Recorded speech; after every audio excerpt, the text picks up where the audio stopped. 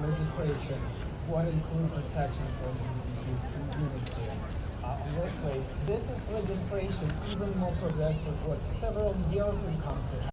But American legislation. So Ukraine has a big chunk of right media. It's a large country in the region have a so progressive human rights. People see like our neighbors, Russia, Belarus, other like they all fail in human rights, and it's a big reason for us to support Ukraine and support countries who support human rights. And then I want to use very famous phrase in America: nobody's as free until everyone is free. Thank you so much. Slava Ukraini. Our next speaker will be Ms. Natalia.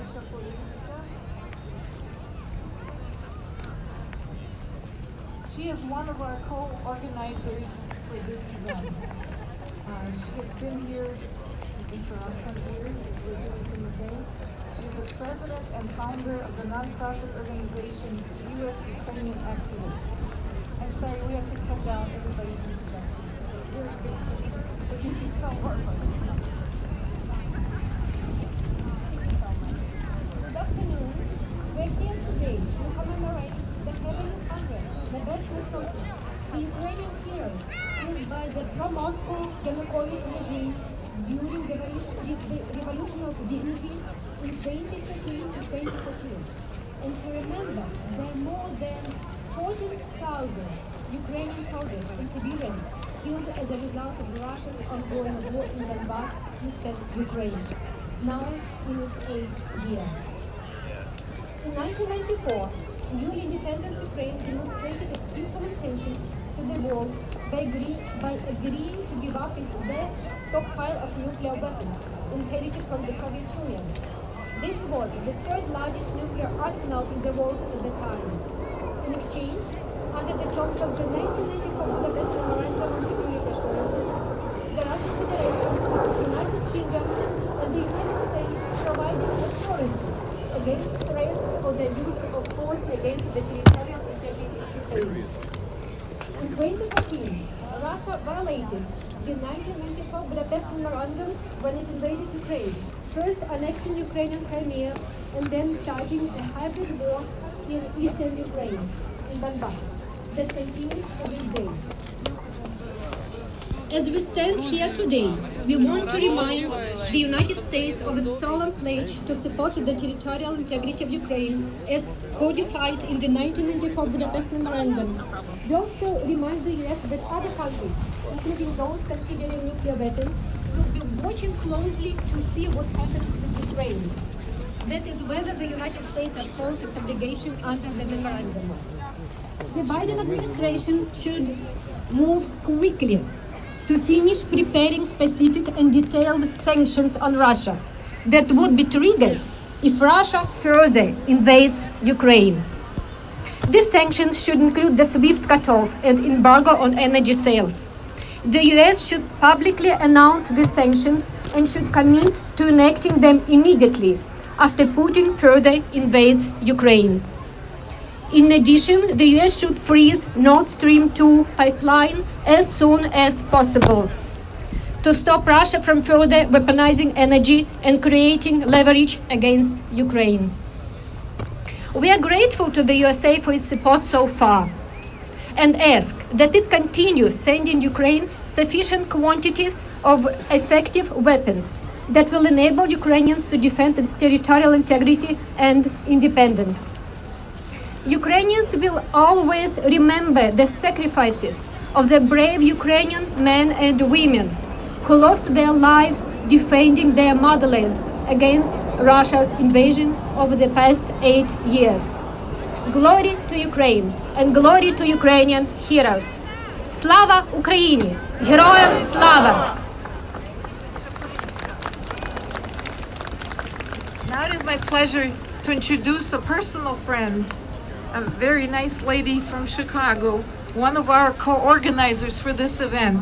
This is Miss Christina Mushi, originally from Lviv, but has lived in Chicago for a while. and she is very, very active there in the Ukrainian community, has so many titles it would take me a minute to just read them. But I just want to point one out. She is a singer and a bandura player, which I admire so much, and she's one of the founding members of the Ukrainian Women's Bandura Ensemble of North America. Please, Christian. Thank you for the introduction. I am humbled and honored to greet the activists from across the USA gathered today and let you know that our Chicago community is always at the forefront of political action and support for Ukraine and does everything in its power to make a difference in the current situation when Russia is threatening to invade Ukraine. And as you know, Chicago is a sister city of Kyiv, Ukraine's capital. On Monday, Chicago's Committee on Health and Human Relations approved a resolution introduced by our Mayor Lori Lightfoot that affirms the city's support for the independence, sovereignty, and territorial integrity of Ukraine. The resolution notes that Chicago has unique role as a home for 1,000 of people with Ukrainian ancestry and as a center of Ukrainian culture and history. This resolution emphasizes that Chicago is proud to be the home of a vibrant and strong Ukrainian community, and that Chicago stands firmly with its sister city Kyiv, the capital of Ukraine. Every Ukrainian American and every Ukrainian present here has many relatives and close friends in Ukraine. Everything that is happening now in Ukraine, when Russia threatens to further invade our homeland, is very personal to all of us. It is the matter of life and death for our loved ones. So that is exactly why we implore to enact the strongest possible sanctions now, including stopping Nord Stream 2 and cutting Russia off from SWIFT. Now is the perfect time to prevent the Russian threat, the further invasion of Ukraine, and save our loved ones. Please don't wait and act now, act to prevent. As we commemorate the heroes from the Heavenly Hundred, we hope the sacrifices and civil courage of our ancestors and heroes from the past and the present will shield with God's help and blessing our homeland, our Ukraine, protect its independence, sovereignty, and territorial integrity, and protect our loved ones. Thank you. And Slava Ukraini!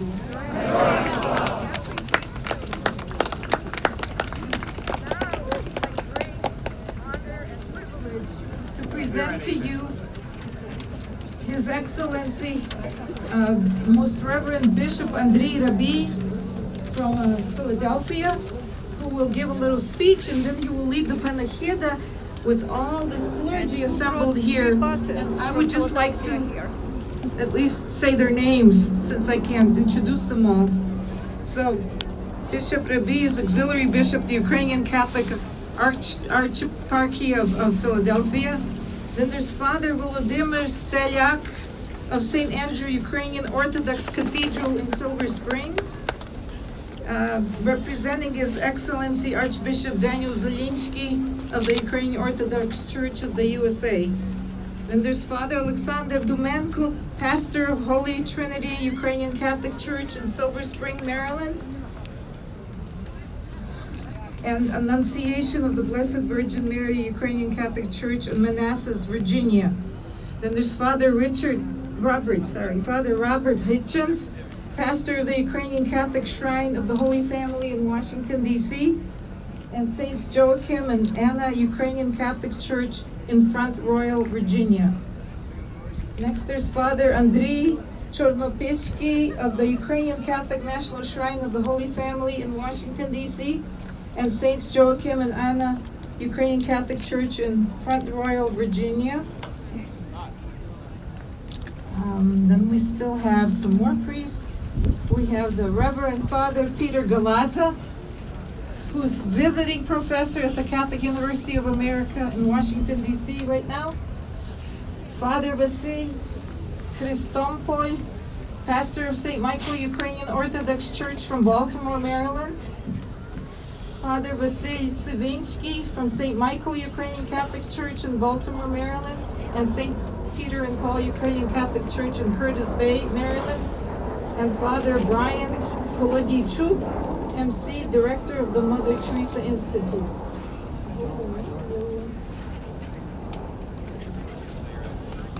So the bishop will lead us in prayer, but first put your welcome cyclical words. Thank you.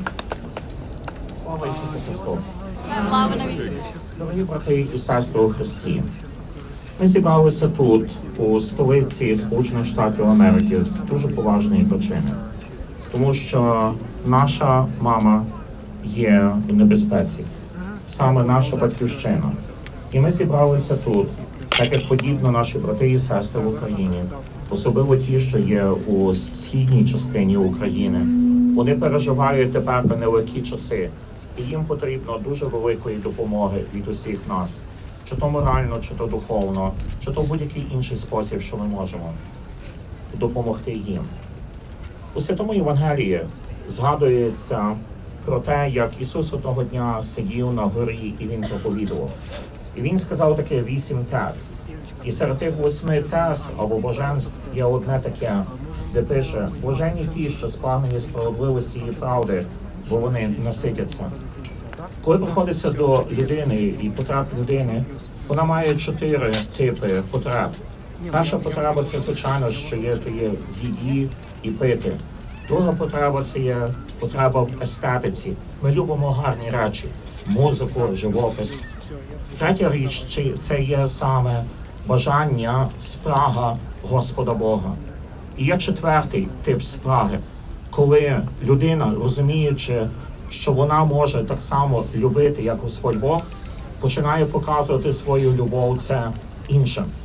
Саме сьогодні, коли ми зібралися тут, щоб пом'янути пам'ять тих принаймні 100 жінок і чоловіків, які віддали своє життя на Майдані у 2014 році, ми можемо бути впевнені, що саме ця спрага тої любові до батьківщини і до кожного з нас саме привела їх туди, і вони не боялися залишити своє життя там, тому що вони любили, вони були спраглі, і вони направду є через то є і блаженні. І сьогодні, як ми зібралися тут, берімо приклад з них, з їхніх чеснот, які вони мали, і будьмо такі самі.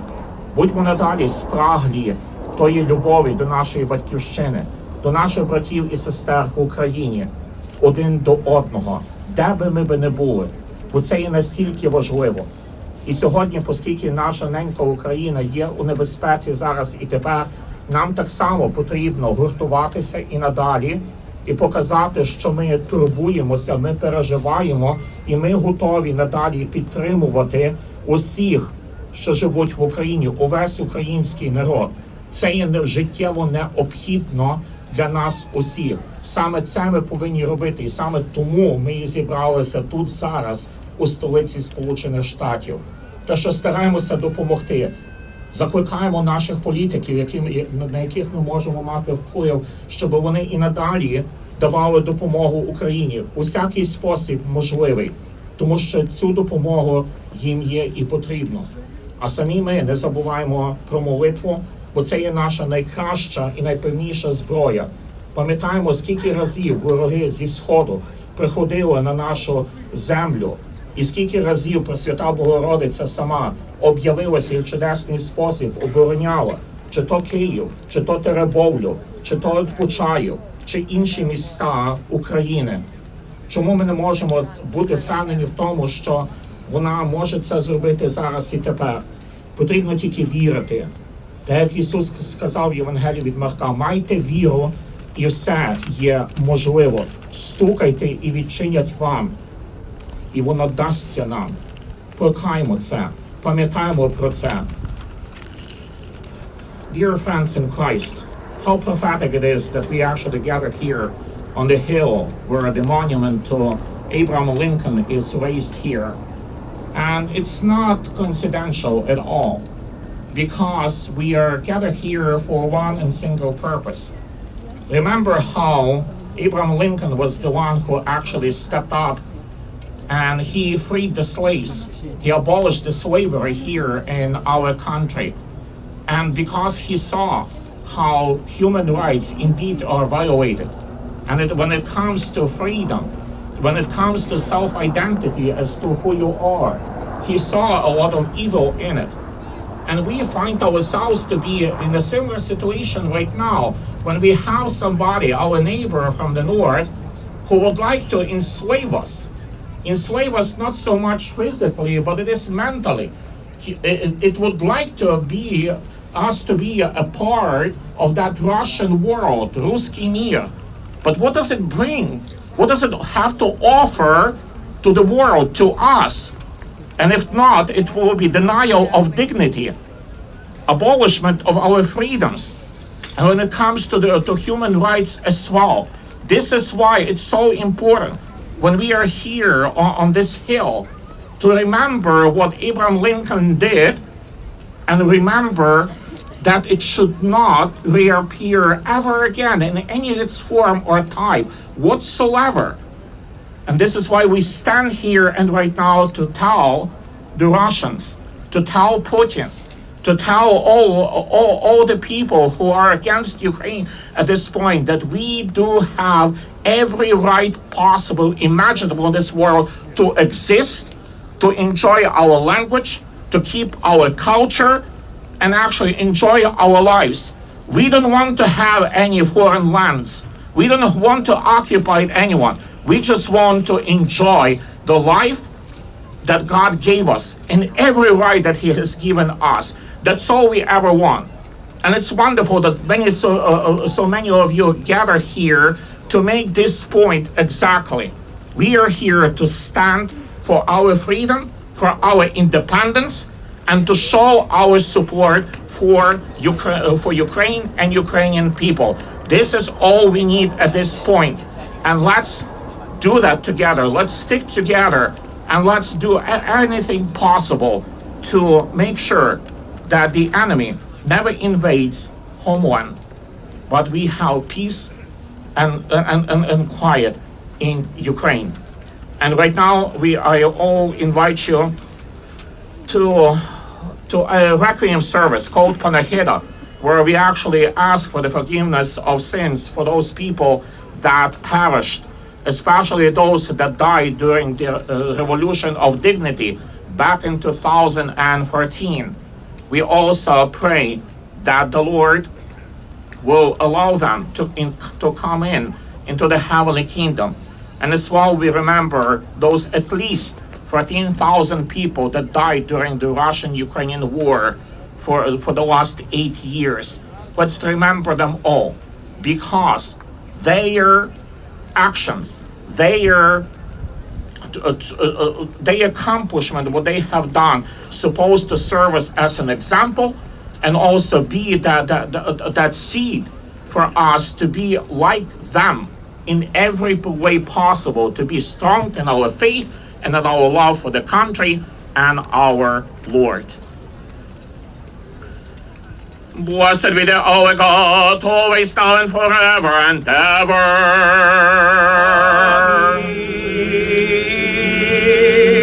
З духами спочилих праведних,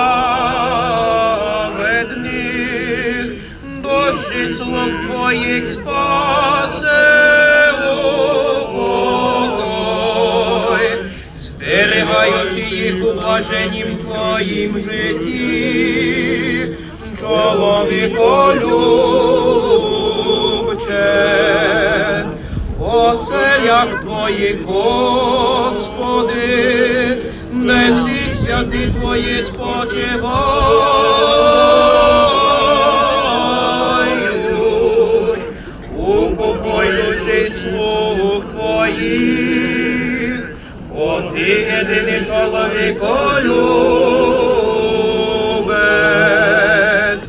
Слава Отцю і Сину і Святому Духові. Ти єси Бог, що надо зійшов, із кайдану в'язнів звільнив, і душі слуг Твоїх упокой, і нині, і повсякчас, і на віки вічні. Амінь. Єдина чиста і непорочна Діво, що Бога безіменно породила, того ж моли за спасіння душ їх. Have mercy upon us. In the greatness of your compassion, we pray to you, have mercy on us. Lord, have mercy. Lord, have mercy. Lord, have mercy.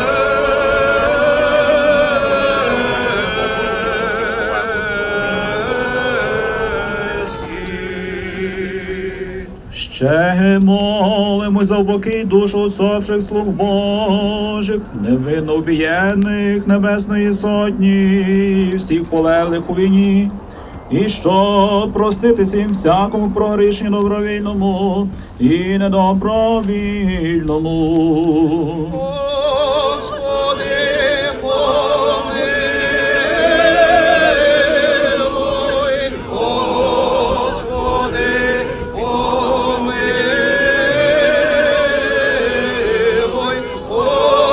Господи, помилуй.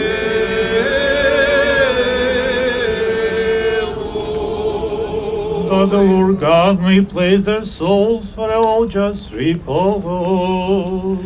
Lord, have mercy. Lord, have mercy. Lord, have mercy. Милости Божої, Царство Небесного, відпущення гріхів їх, у Христа безсмертного, Царя і Бога нашого просвіт. Подай, Господи.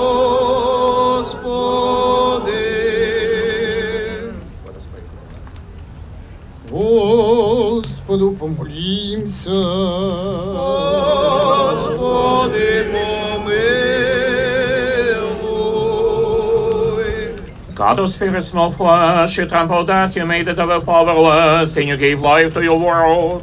Now, O Lord, to the souls of your servants which have passed away during the revolution of dignity back in 2014, and also for all the victims of the Russian-Ukrainian war who have fallen asleep, grant rest in a place of light, a place of order, and a place of tranquility, from which pain, sorrow, and mourning have fled. As the good and loving God, forgive every sin of thought, word, or deed they have committed. There is no one who will live and will not sin, for you alone are sinless. Your justice, everlasting justice, and your word is true.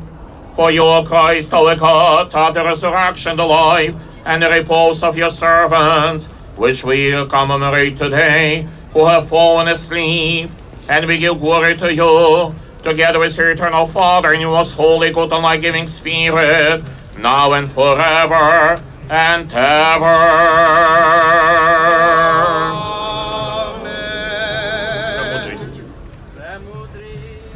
Чеснішо від херовимів,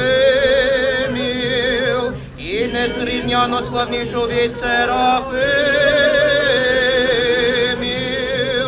що без отління Богослово породила, сущу Богородицю тебе величаємо.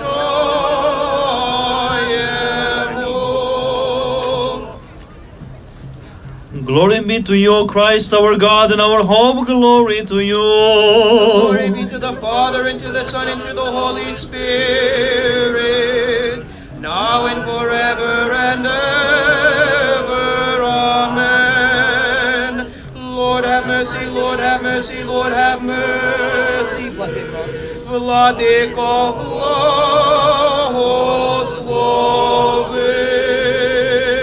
Christ, our true God, who has power over the living and the dead, through the prayers of his Immaculate Mother, of the holy glories helpers with the apostles, of our venerable God-fearing fathers, and of all the saints, will place the soul of his servants, the victims of the revolution of dignity, and also those who have died during the war with Russia, which have departed from us, in the abode of the just, and will give them rest in the bosom of Abraham, and number them among the saints, and have mercy on us, for he is good, and he loves mankind.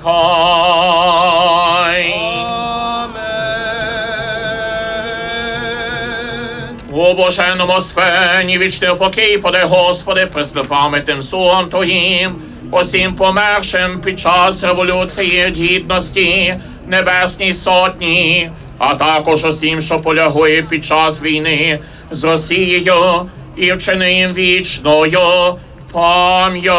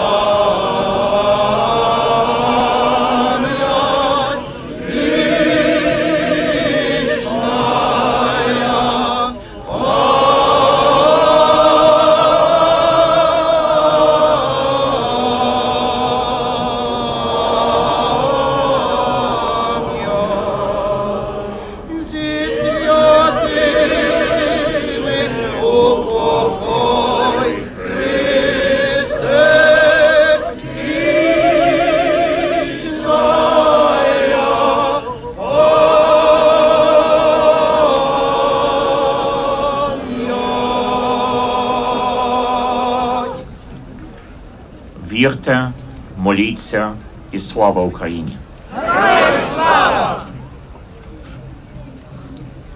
Slava Isusu Christu. Glory to Jesus Christ.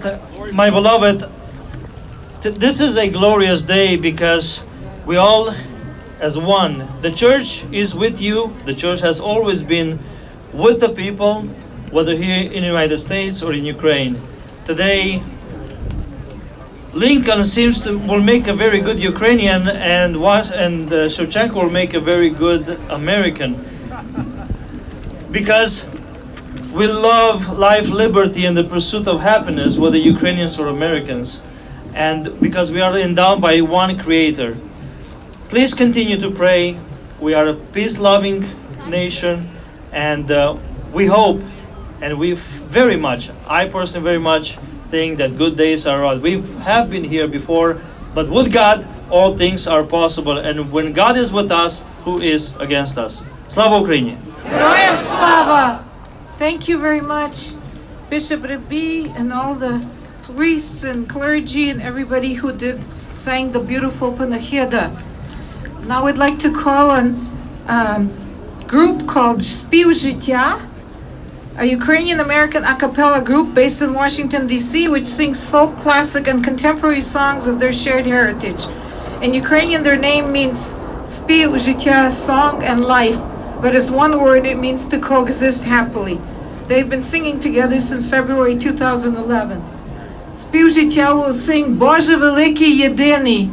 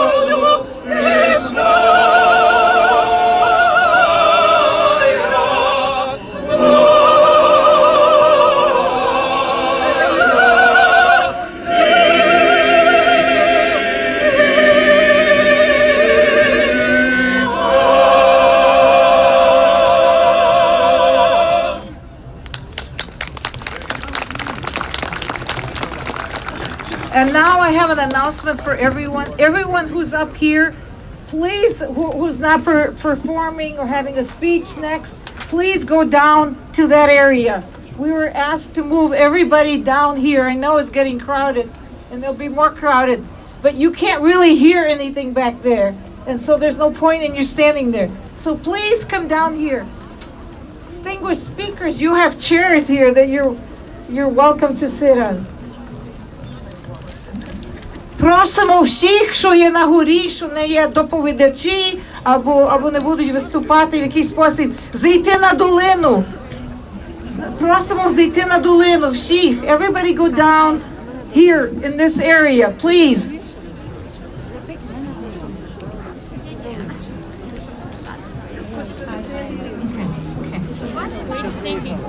You can move your flags and chant, stand for Ukraine, stand for Ukraine, or just keep moving down. We want everybody down here because our largest and most distinguished speakers are coming now, and you want to be able to hear them. You will not be able to hear them back there. We've got several ambassadors and ministers from Ukraine speaking, so you want to come down there so you can hear them.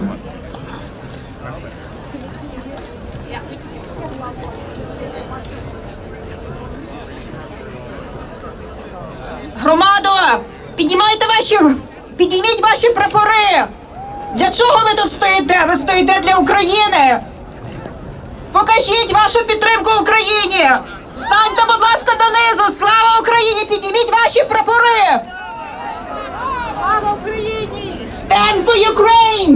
Stand for Ukraine! I want to hear your voice. Stand for Ukraine. Stand for Ukraine. For Ukraine! Stand for Ukraine. Stand for Ukraine! Слава Україні! Зараз почнеться друга частина.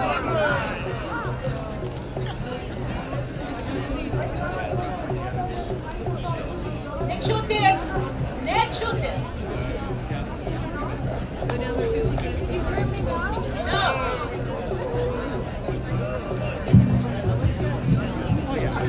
Can you hear me now? Yay, okay. I'm going to turn the microphone over to my daughter, Roxolana Venar, who is also formerly from Colorado, Denver, where she was born and raised in our great Ukrainian community, and she will take over as MC. And we are the initiators of this project. We started with small gatherings here every week, 20, 30, 50, 40 people. And then we decided to have this idea of bringing people nationally to stand for Ukraine for this day of solidarity. So we're so happy you're here. We're very grateful you're here. And we want to sing a song that will lift your spirits to show that Ukraine is one, united, forever. Від синього долу до синих Карпат, одна нероздільна родина, без панства, без рабства, насильства і зрад, вільна незалежна країна, без панства, без рабства, насильства і зрад. Вільна незалежна країна, ми діти України, широких степів, ми завжди готові до бою, за правду, за волю, за славу батьків, наш прапор велиє горою, за правду, за волю, за славу батьків, наш прапор велиє горою. Сини України, вставаймо в війні, і прапор ідеї одної. Зберем з поля рідного квіти ясні, вінок України вільної. Зберем з поля рідного квіти ясні, вінок України вільної. Слава Україні! Слава Україні! Слава Україні! Hello, good afternoon everybody. My name is Roxolana Winar. Thank you to my mother for introducing me. I will keep this as short as I can, but we have some very important and distinguished guests with us today. And it is my absolute honor and privilege to introduce some wonderful speakers for you. The first one, His Excellency, former Ambassador to Ukraine, Mr. William Taylor. He is the Vice President of Russia and Europe at the U.S. Institute of Peace. And in 2019, he served as the Charge d'Affaires at the U.S. Embassy in Kyiv. He served also as the U.S. Ambassador to Ukraine from 2006 to 2009. Welcome, Mr. Ambassador William Taylor. Thank you, Lana. Thank you very much. Thank you very much for being here. It's great to be able to speak to this great crowd, friends, ambassador, family. It's indeed my honor. I have 4 messages. The first is unity. And unity applies to a lot of pieces of this discussion that we've had today. One is the unity of this group here. I was in Ukraine 2 weeks ago with another of your speakers here in a moment. There was unity there, as you will be pleased to know. There was unity among political forces. There is now unity among the people behind your president, behind President Zelensky, who is pulling people together. People oppose President Zelensky on political grounds, but Ukrainians are pulling together as a nation to oppose and resist the Russians, President Putin, on their border. So that's important. The second unity is between the United States and Ukraine, and we've got these flags here to demonstrate, to symbolize the unity of Ukraine and the United States, again, in opposition to the Russians. The other unity, a third unity, is in this city, not known for its unity, but here we have Republicans and Democrats, we have the Congress, and we have the administration. We have administration of the Democrats, administration of Republicans, one after the other, all strongly supporting Ukraine. That's the unity that has made Ukraine strong, and the unity that has made strong together. The second point is that Ukraine and the United States and NATO are facing down the President Putin. They are, so President Zelensky and President Biden are standing firm. They're not giving in. They're not making concessions to Putin. Putin has anywhere from 150,000 to 200,000 troops around Ukraine, trying to intimidate, trying to get concessions, trying to make Ukraine subordinate to Russia. And President Zelensky and President Biden are standing firm. I believe President Putin is surprised by that unity. I believe he's surprised by the unity between the Americans and Ukrainians, between Ukrainians and the Europeans, among NATO.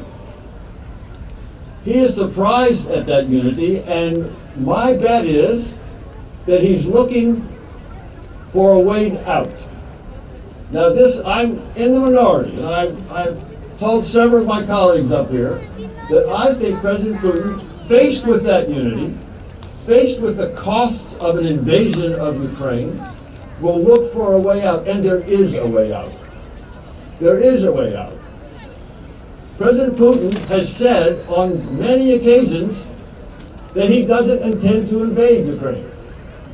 Not many people believe him.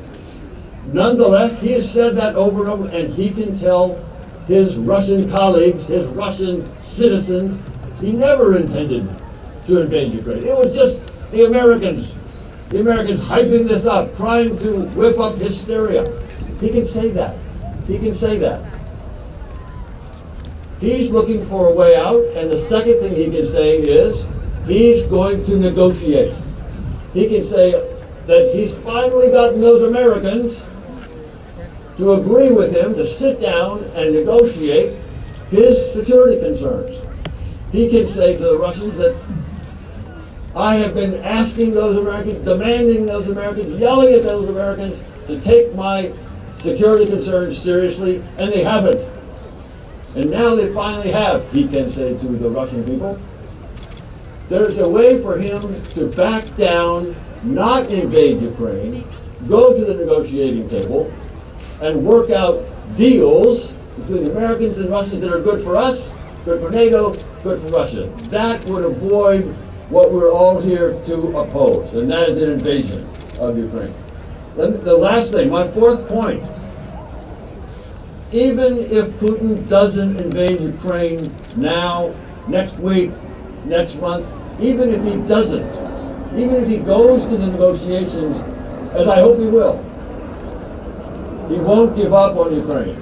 He won't give up on trying to subordinate Ukraine, trying to bring Ukraine back into the Russian world, as we have heard earlier. He will not give up. He may stand down for now, but he won't stand down forever. He'll be back. What that means is this group in the United States, NATO, we need to stand with Ukraine over the long term. We need to provide support for Ukraine over the long term, military, political, financial, and we have to keep on doing that. Stand with me. Slava Ukraini.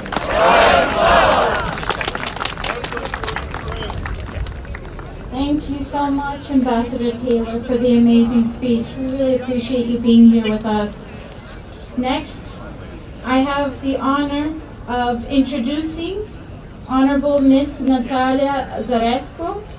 She served as Ukraine's Minister of Finance from 2014 to 2016 during the onset of the war, occupation, and illegal annexation of Ukraine by the Russian Federation. Her work to reverse the economic collapse and financial crisis included debt restructuring and reducing the budget deficits while increasing spending on national security and defense.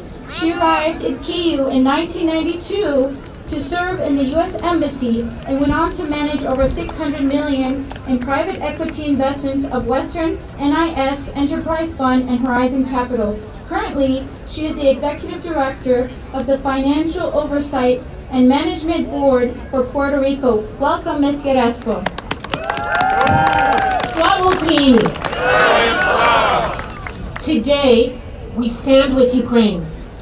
Today, we are here to lend our voices to the future of a peaceful and free Ukraine.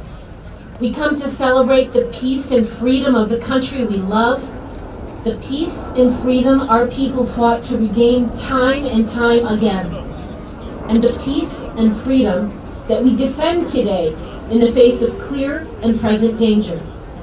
Ukraine overcame occupation and tyranny so many times. Occupation and tyranny can never be allowed to return. Today we are here to ask every friend, every stranger, every American, stand with Ukraine. We could not have chosen a more appropriate place to come together today. We assemble to speak out for Ukraine's freedom in front of the Lincoln Memorial in the memory of the president who defended the peace and freedom that we enjoy in these United States of America. Peace and freedom will prevail. How can we be so sure? Just look at us, Ukrainians. I am thinking right now of my mother and of her mother and her grandmothers and all the mothers who came before us and whose strength we feel here today as children of Ukraine. Their stories are the stories of needless suffering, but also of defiance in the face of danger. Their stories are the stories of Ukraine, a story of peace and freedom and victory. And as I look at my daughters, I am certain that their stories cannot be stories of Russian occupation. The stories of their childhood in Ukraine cannot be followed by tyranny. Their stories must be about a Ukraine peaceful and free. What brings us here today is to do our part, however small or large, to preserve and protect what our mothers, our grandmothers, our great-grandmothers achieved, and what we must help to preserve for our daughters. Some 25 years after the death of the great 16th President of the United States, Abraham Lincoln, my grandmother was born in the Poltava region of Ukraine, at the time subsumed by the faltering Russian Empire. Her name was Marina. As a young woman, Marina lost her first husband to the Bolshevik armies as they eliminated peace and wiped out freedom. She later married my grandfather and gave birth to my father at the height of Stalin's man-made famine in 1932, a true genocide engineered to wipe out the Ukrainian people as much as it was a famine made to wipe out private farming. My grandparents were deeply faithful Christians, and they were farmers. They were never able to live in freedom, not under the Russian Empire and not under the Bolshevik Soviet Union. Christianity was banned. Private farmers and many of their families were deported to Siberia, starved as grain was forcibly taken away from them, or worse. Then came the Nazi occupation. Unable to live without peace and freedom, they fled, and after World War II landed here on the shores of this great nation in 1949.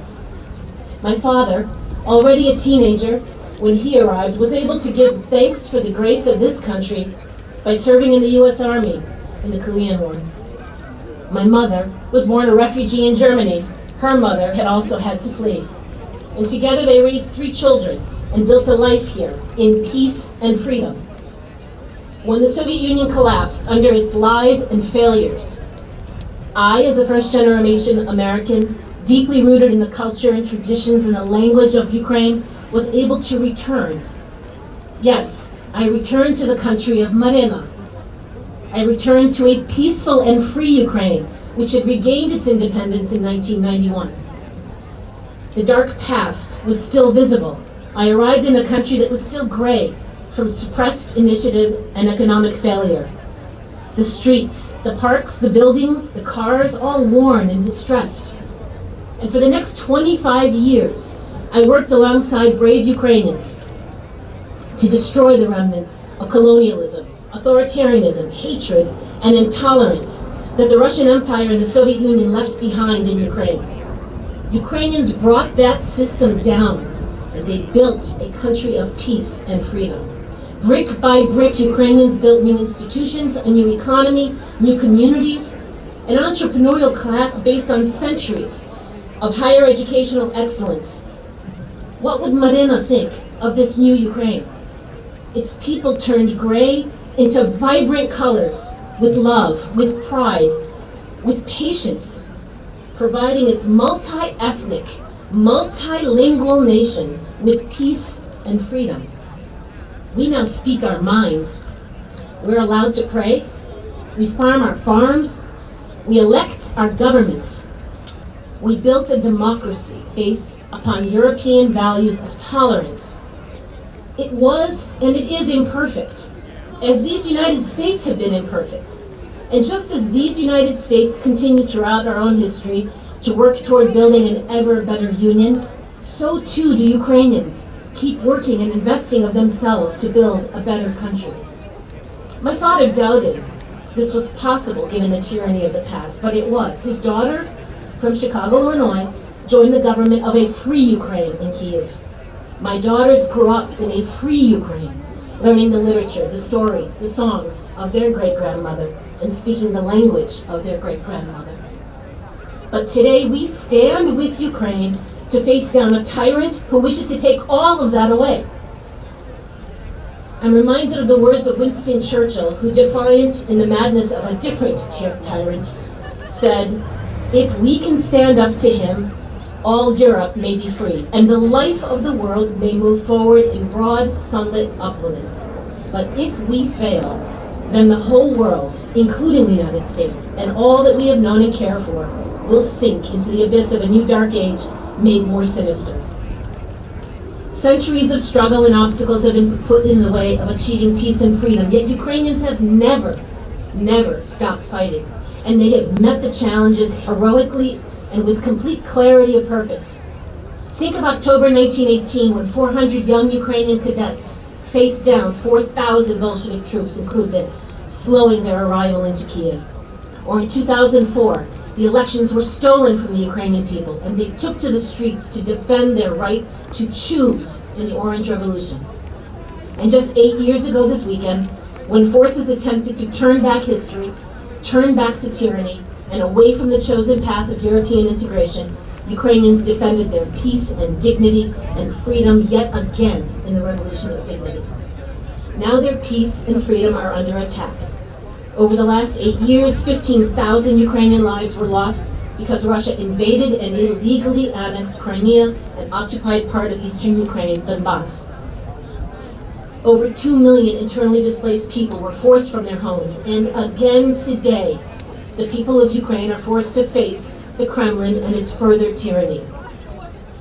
Ukraine is a nation, a people, whose only choice has been peace and freedom. Is it a crime to have chosen freedom? The tyrant next door cannot live with freedom at his border. Ukrainians have chosen to live with dignity, and the tyrant next door cannot live with this dignity at his border. Ukrainians have proven they are tolerant to all languages, all faiths, all colors, all sexual orientations, and the tyrant next door cannot live with this tolerance at his border. Today, Ukrainian soldiers, civilian defense organizations throughout the country, brave men and women, are holding back the Kremlin's army, standing steadfastly for European values and protecting all of Europe, all of the democratic world. And we all have to reaffirm our commitment to peace and freedom, not chaos, not conflict, not war. President Lincoln said, "Those who deny freedom to others deserve it not for themselves." Do not deny freedom for Ukraine, for you will be denying it for yourselves. And I ask my fellow Americans today, stand with Ukraine. Today I ask the mothers and daughters in America, stand with Marina. Think of the pictures we saw this week on social media. The grandmother in Ukraine training on weekends to use a machine gun to protect her home, to protect the freedom of the mothers and daughters of future generations. Think of the family that escaped the occupied territories only to have to protect their new home from these new threats. Their daughter could be Ukraine's future president. Also think of the female medic who saved lives on the streets of the Revolution of Dignity 8 years ago and is now training people for medical emergency preparedness, just in case. 2 Ukrainian soldiers have died in the last 48 hours. 2 is too many. Do not let the tyrant from Russia take Ukraine away, make us invisible. See us and stand with us. Stand with Ukraine. What does it mean? What can we do to stand with Ukraine?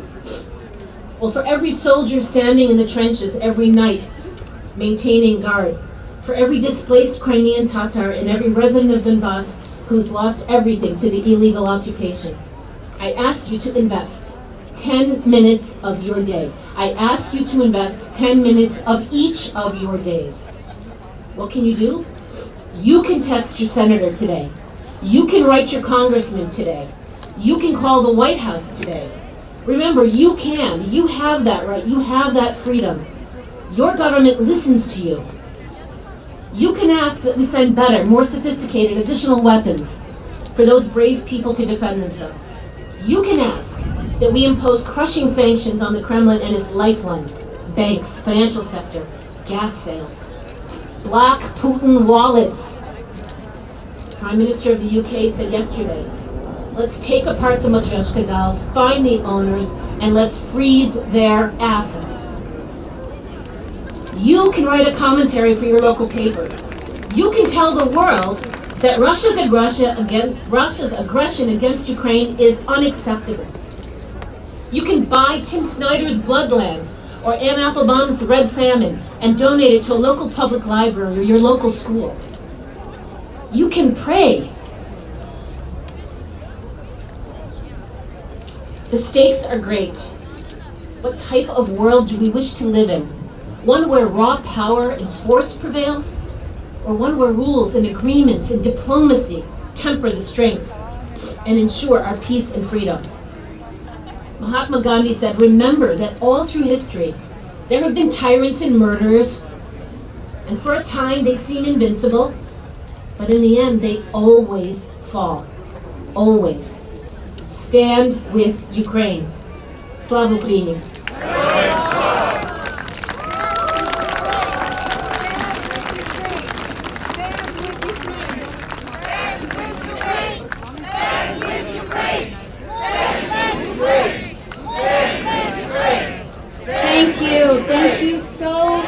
Thank you so much, Miss Jaresko, for your amazing speech. We really appreciate having you here. Next, I have the honor and pleasure of introducing His Excellency, former Ambassador John E. Herbst. He is the Senior Director of the Atlantic Council's Eurasia Center, and he served for 31 years as a Foreign Service Officer in the U.S. Department of State, retiring at the rank of Career Minister. He was the U.S. Ambassador to Ukraine from 2003 to 2006, when he worked to enhance U.S.-Ukrainian relations, help ensure the conduct of a fair Ukrainian presidential election, and prevent violence during the Orange Revolution. Prior to that, he was also the ambassador to Uzbekistan from 2000 to 2003. Welcome, Mr. Ambassador John E. Herbst.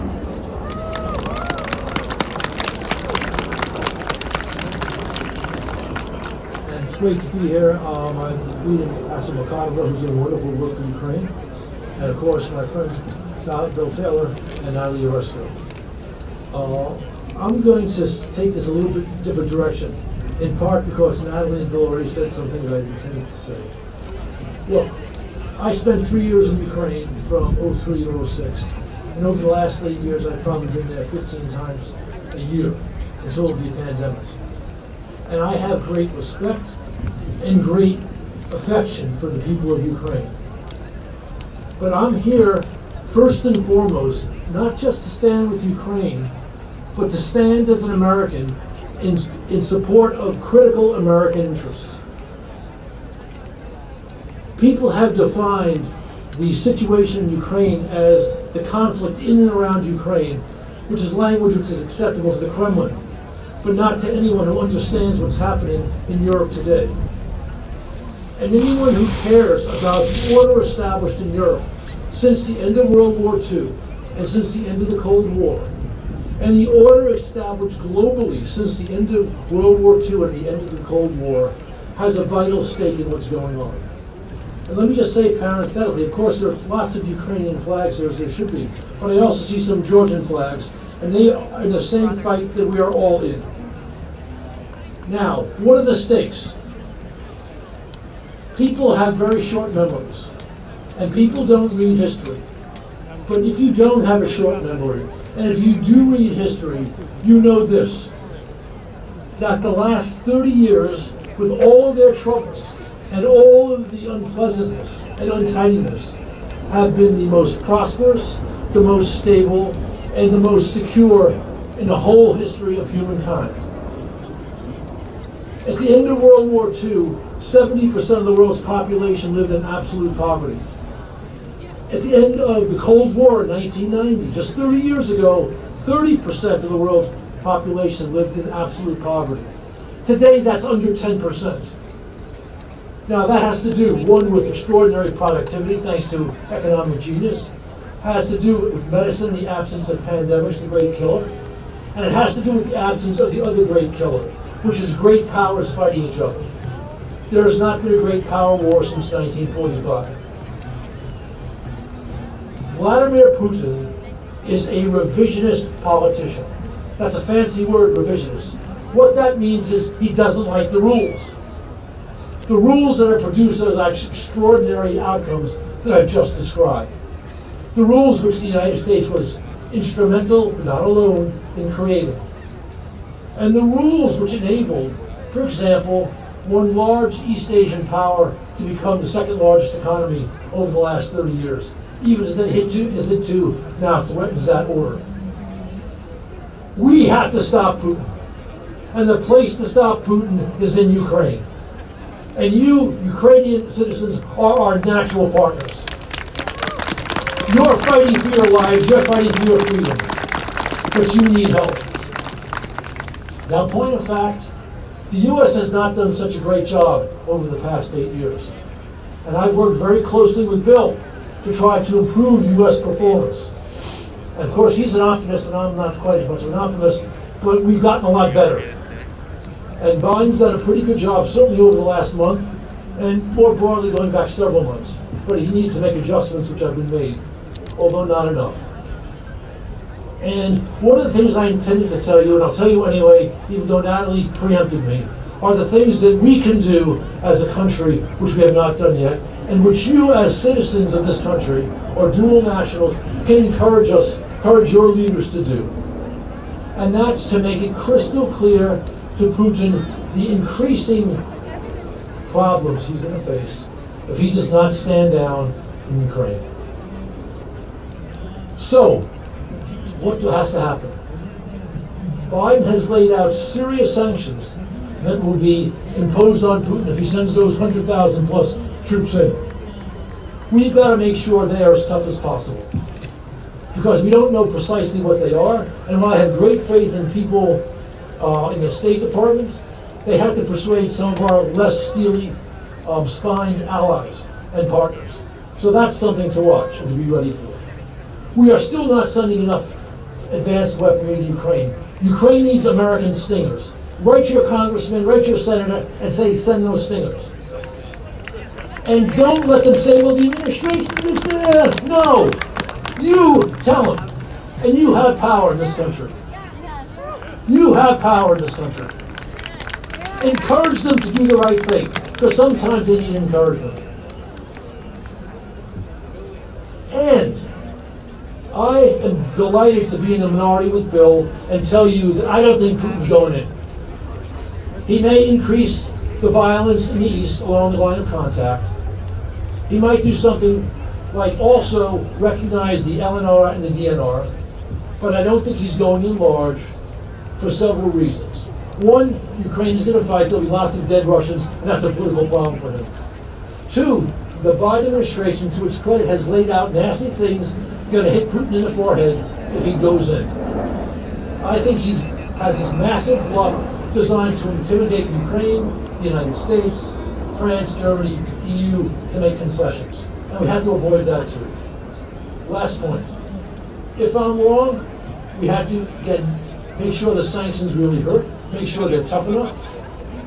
If I'm right, we have to make sure that Putin pays the price for this provocation. We've got to the point, and this is really important, and this is the credit of the Biden team, that we are taking steps before Putin does the next nasty thing. But our next step forward in this fight with Putin, and again, this fight is not just about Ukraine. It's about the entire post-Cold War order. It's about all the new NATO members who Putin wants to demilitarize. If you read the treaties that he wanted us to sign. We have to make sure that the administration, working with our allies and partners, but alone if we must, imposes a penalty on Putin for having stacked 190,000 troops on Ukraine's border and having given the Ukrainian economy a wallop in the stomach, so that next time he has to worry about the provocations too, and not just the actual aggression. And with that, I think I've said enough for a cold February afternoon, and I'm delighted to see you here.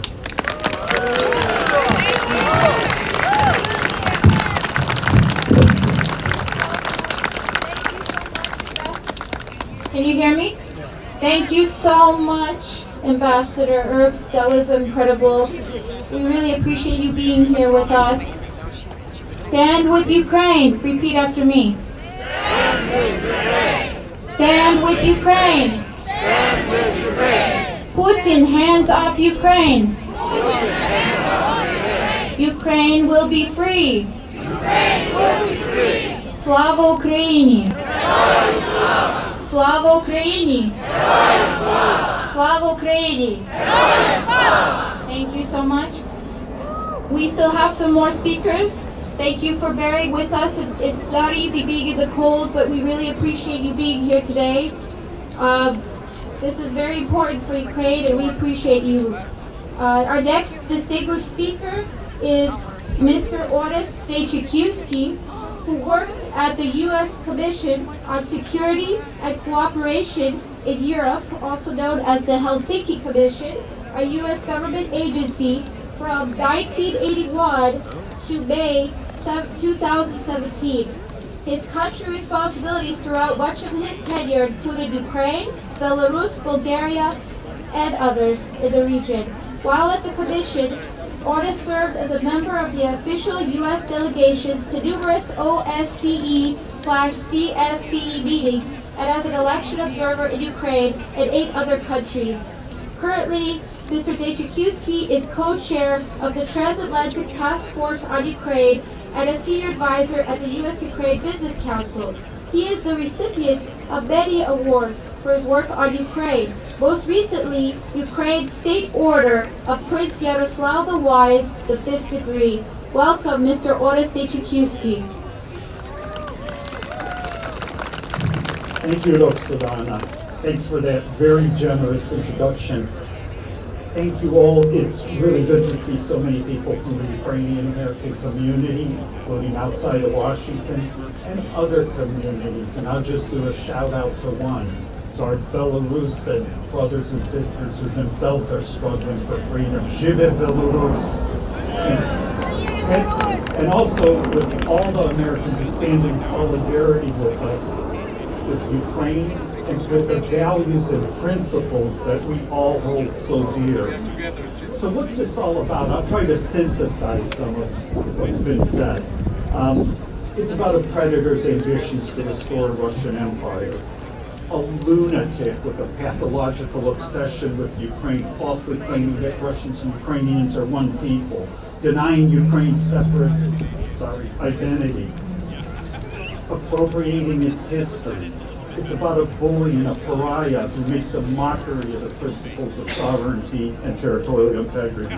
Indeed, by now, everyone but the most deluded recognizes that it's Russia who is the aggressor, not Ukraine, not the United States, nor NATO, as Kremlin propaganda would have them believe. It's about a dictator who bears responsibility for war crimes, one with zero respect for human life and democratic norms and human rights. One need not only look at Russia itself, but at the appalling, and I mean really appalling, human rights abuses in occupied Crimea and Donbass, reminiscent of the darkest days of the Soviet Union. And Putin dares, as he did a couple days ago, to accuse the Ukrainians of genocide in the Donbass. It's about the Kremlin trying to undermine the post-war security architecture, divide NATO, destroy the rules-based international order, violating not only the Budapest agreements, but the Helsinki Final Act and a whole host of OSCE, UN, and other international agreements. Not to mention the Minsk agreements, which Russia violates every single day, including today. But this is also very much about the Ukrainian people want to determine their own future, one in which they've clearly chosen the path of democracy, respect for human rights, and integration with the West. It's about a courageous people with a long, long history of struggling for their freedom. And today we just commemorated one of the latest chapters in that fight, the Euromaidan Evolution of Dignity.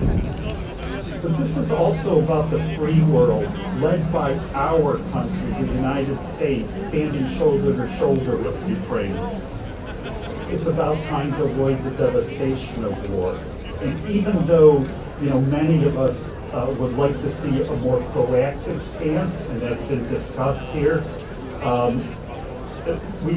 the administration, especially of late, do deserve a lot of credit and our gratitude for the resolute response, combining what so far has been smart diplomacy with tough deterrence.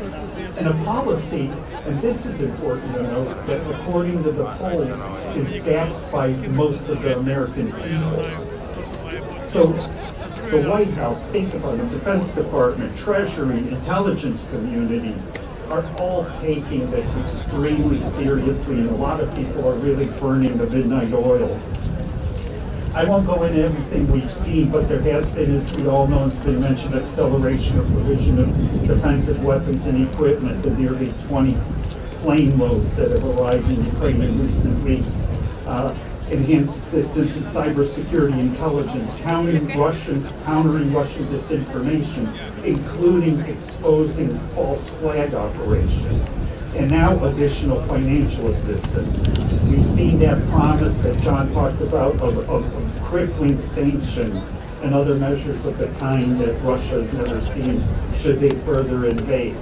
Of course, many of us would like to see those sanctions right now, but and all this matters, and we've also seen the administration rally and unite and galvanize NATO and other partners around the world strategically, even if not always, if there are some tactical differences. And this is important because don't forget that Putin would love few things more than to split up NATO and the EU, and this, of course, would not be in Ukraine's interest. And it's also about a U.S. Congress that continues and intensified.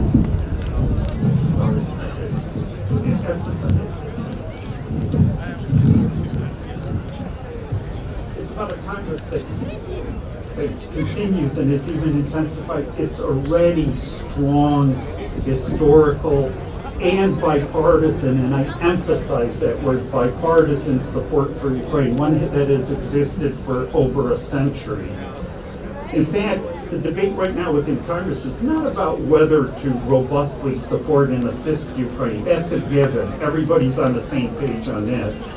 The debate right now is about the most effective means to deter Russia. And it's an okay debate to have. It's a question right now of whether we're tough or even tougher. And it's about each of us continuing to support Ukraine. Each of us here.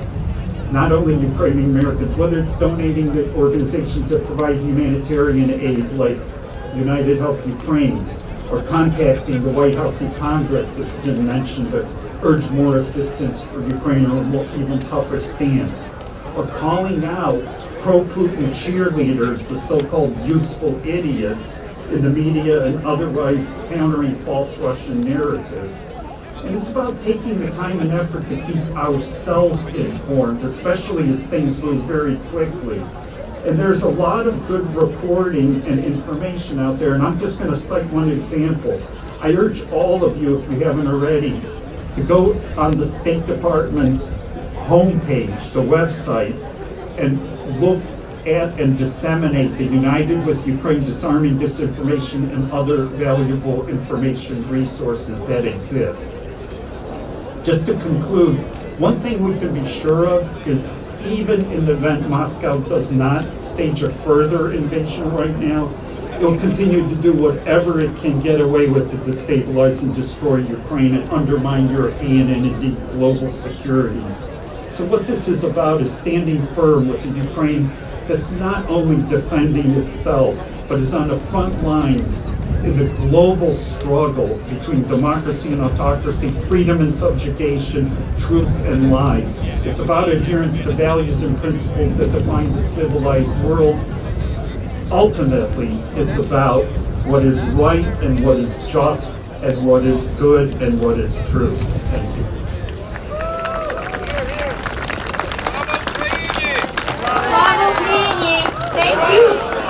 Thank you, Mr. Orest Deychakiwsky.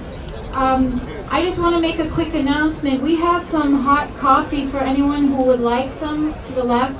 Please, it's free. It's complimentary from the Orthodox Church in Silver Spring. Thank you so much for providing it for us. If St. Andrew's Orthodox Church, if you would like, please get some coffee. Our next speaker, and I would like to ask our speakers if they could just be mindful of the time. Because we know everybody's cold, so we're going to try to be as quick as we can, but we appreciate you being here. Our next speaker is Miss Natalia. She's the president and founder of Free Russia Foundation. It's a human rights organization consolidating efforts of pro-democracy Russians. Welcome, Miss Natalia. Thank you so much. Slava Ukraine! Thank you so much for gathering here today to express your love and support for Ukraine. I'm probably in the toughest position here because I'm the only speaker from Russia. Though I represent pro-democracy Russians who also hate the war, hate Putin's regime, and fight for a free and democratic Russia. Thank you.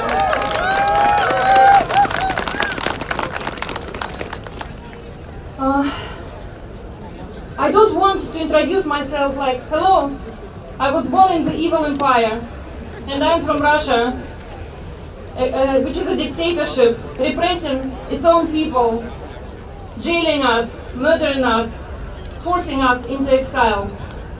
I'm from Russia, a country aggressor that attacks its neighbors, occupies their territories, takes Ukrainians, including Crimean Tatars, as hostages, and conducts all sorts of disinformation and influence campaigns and other malign activity against the democratic world. I want to be proud of my country. I want Russia to be known for its great scientists, writers, musicians, artists, doping-free sportsmen, and not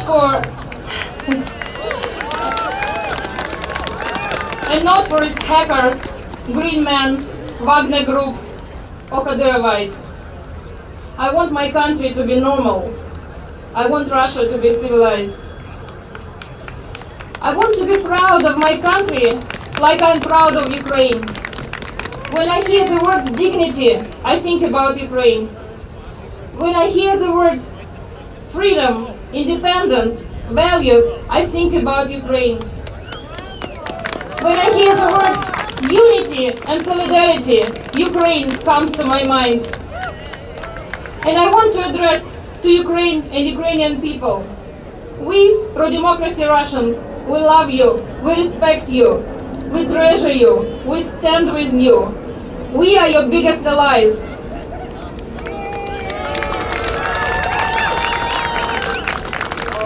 Putin destroys our lives too. It steals our future of our children. I'm sure Ukraine will withstand all the difficulties and repel all the threats. Ukraine is strong, Ukraine is committed, and Ukraine has so many friends. But I also believe that Russia eventually will be free. History teaches us all dictatorships eventually fall, and all dictators are mortal. We are working very hard so that our pro-democracy movement prevails, because we are on the right side of history. United, we stand. Glory and victory to Ukraine. Russia will be free. Thank you. Thank you so much, Ms. Natalia. I really appreciate you being here with us and for your support. I want to introduce another wonderful speaker, Mr. Howard Gold. He's an attorney for 25 years and former prosecutor, and he's the founder and president of the nonprofit, nonpartisan United States Global Initiative, which is dedicating to restoring American global leadership and engagement with our fellow democracies. Welcome, Mr. Howard Gold. Good afternoon. Thank you for being here. There are those who say that the sun has set on America's role in the world, that democracies are in decline, that autocracies are on the rise in Asia and Russia and perhaps even in this hemisphere. However, they have underestimated the resilience of American power and the power of our ideals. The world needs a strong America, united with our democratic friends around the world. Yet, it has been asked by many Americans, why should I care about Ukraine? Having been through 20 years of war in Afghanistan, they say, why should we care about Ukraine? They say, why is this our problem? Why should we stand with Ukraine? The answers are, democracies stick together. That is why we stand with Ukraine. If Ukraine, next it could be our friends in the Baltics, or Poland, or Romania, and that is why we stand with Ukraine. America stands for the sovereignty and self-determination of Georgia and Ukraine and Europe, including Finland and Sweden, and that is why we stand with Ukraine. In the 1994 Budapest Memorandum, the United States, Britain, and Russia pledged to Ukraine to respect her borders. Russia has breached that time and time again, and that is why we must stand with Ukraine.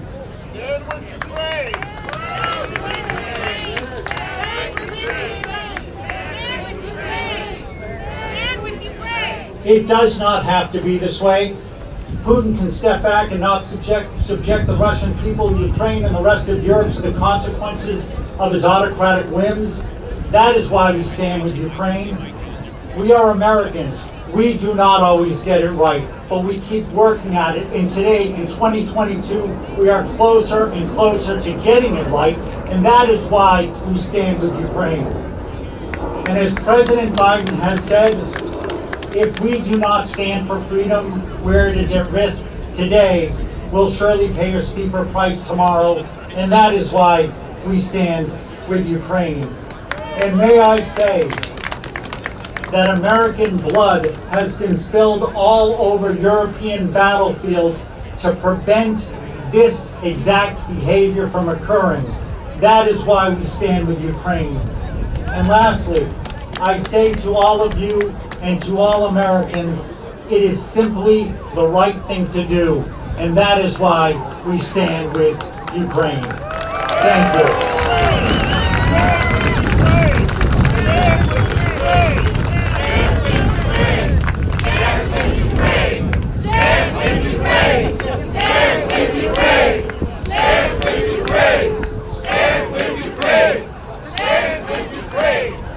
Thank you so much, Mr. Jaresko.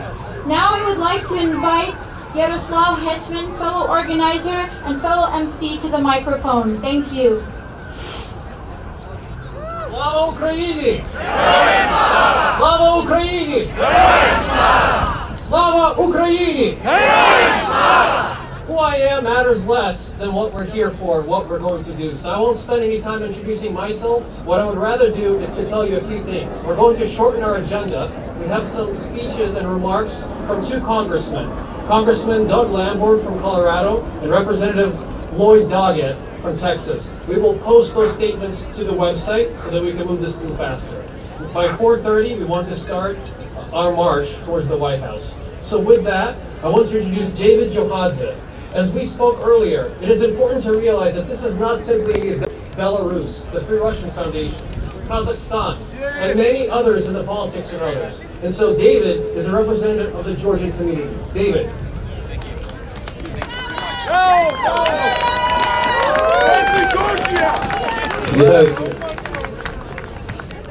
Ladies and gentlemen, thank you all for coming here today. Today, as a Georgian man standing here, I do not address you.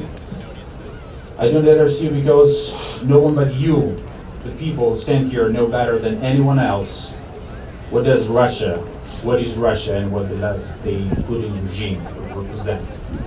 Today I want to address our friends, the entire Western civilized world.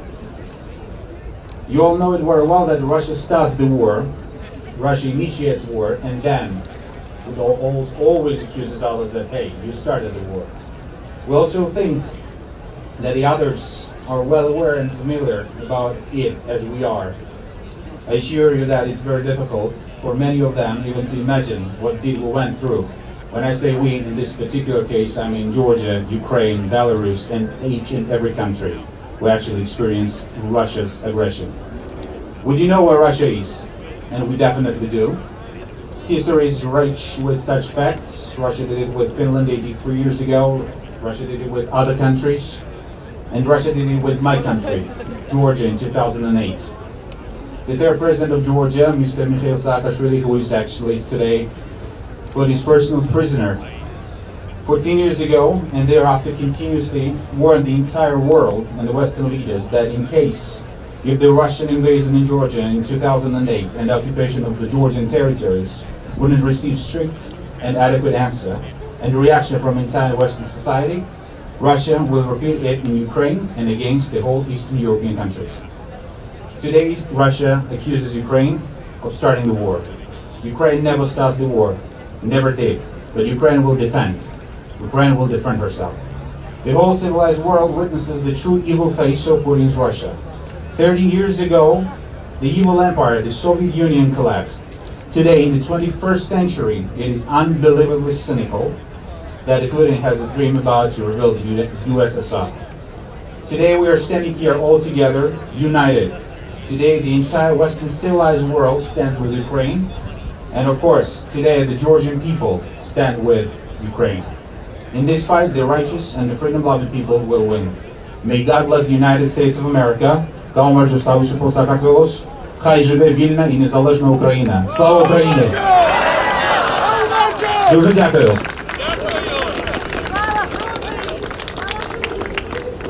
Thank you, David. Our next speaker is from another allied country that is currently under force from the Putin regime, and from the regime of another gentleman named Lukashenko. So I would like to welcome to the stage Sergey and Olga from the Belarusian community. They are both board of directors members of the Association of Belarusians in America. Sergey and Olga.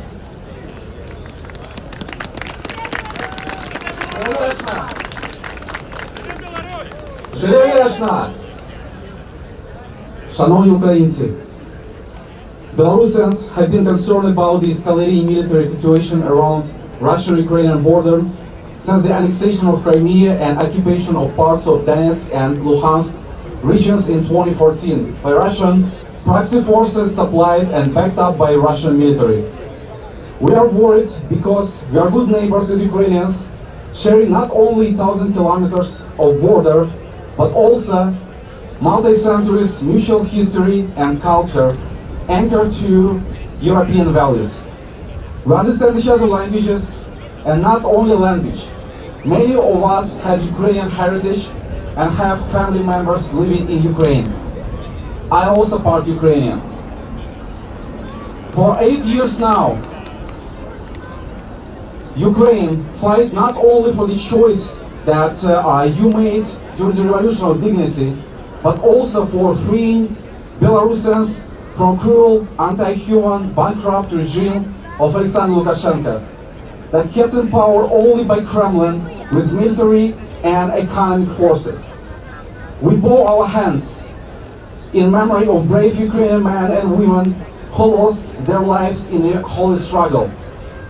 We know the names of Belarusians who also paid their extreme sacrifice on Ukrainian soil for our mutual freedom.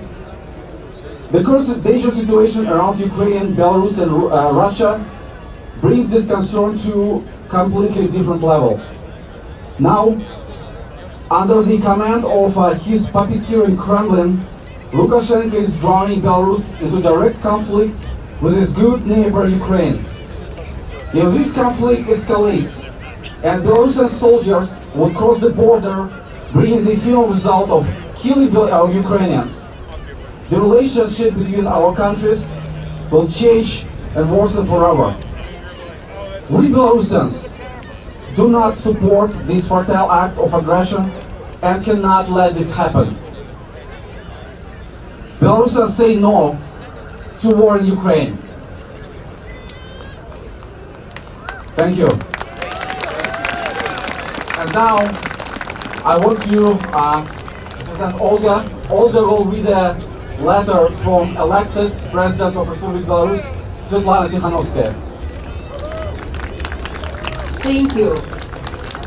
Despite all the commitments previously made by Lukashenko's regime, Russia will not remove its troops from Belarus after February 20th.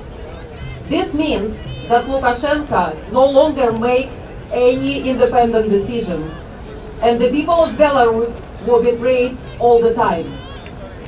The presence of Russian troops in our territory violates our constitution, the international law, threatens the safety of every Belarusian and the entire region. Belarus is being involved in a foreign war and turned into aggressor country. This is how Lukashenko is paying for Kremlin's support. And now we see the consequences. We demand the immediate withdrawal of Russian troops from our territory. We will bring this issue for consideration by the United Nations Security Council. We have already sent letters to European Union countries with proposal for new, stronger sanctions. We will hold consultations with our neighboring countries, the European Union, the United States, and the United Kingdom. Lukashenko's every step against Belarusian sovereignty will lead to the most severe consequences. This letter was signed by the office of Svetlana Tikhanovskaya. You have to know, we Belarusians, we stand with Ukraine. Slava Ukraini! Слава Україні! Слава Україні! And живе Belarus! Thank you very much. Thank you. As I promised, we're moving along. Our next speaker is from the Belarusian community in the Washington, D.C. area to make some brief remarks. I'd like to introduce Denise Baranov, representative from the D.C. Belarusian community. Добрий день, шановні друзі та сусіди. When I look at what Putin does, I see a school bully who picks on smaller kids because his alcoholic father beats him. As a society, we deal with young bullies by giving them opportunity to lead productive lives. Putin and Russia had that opportunity. Russia was offered a seat at the table. Russia was invited and welcomed into the global community. But Putin threw all of that away. Putin has continued supporting Lukashenko. Putin encouraged and sheltered Yanukovych. Putin attacked and occupied Georgia, Donbass, and Crimea. Putin sent mercenaries to Syria. Now, Putin is playing games with global security by bringing over 100,000 troops to Ukraine's borders. He and his best buddy Lukashenko are claiming that this is for military exercises. Putin and Lukashenko think that the world is dumb and blind, but we see through the ruse. Putin is using Belarus in his wicked plan, and he wants to occupy it too. Putin is no longer a school bully. Putin is a grown-up serial criminal, and he needs to be dealt with accordingly. Putin's regime and all of its beneficiaries must be sanctioned by the most broadest and harshest means possible. Their foreign assets must be frozen. Their golden passports, residency permits, and visas must be revoked. Their children who live in the decadent London or New York need to be sent back to the prosperous Ryazan and Vologda. Yes. It's time for us to stop tolerating the hate and kick Putin to the curb of history. Thugs like Putin are weak in the face of joint action. We need diaspora groups from all countries that suffered under Putin's rule to work together. We need the G7 governments to work together. We can't defeat the monster in the Kremlin through unity. Разом нас багато! Слава Україні! Героям слава! Живе Білорусь! Живе вічно! Дуже дякую! Thank you. Friends, our next speaker is a longtime human rights activist. Ulana Mazurkevich is the president of the Ukrainian Human Rights Committee, and I have pleasure to introduce her coming all the way from Philadelphia today.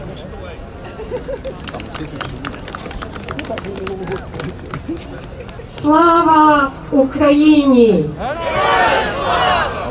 Славний український письменник писав: Україна є, Україна буде, ніхто не перекреслить мій народ.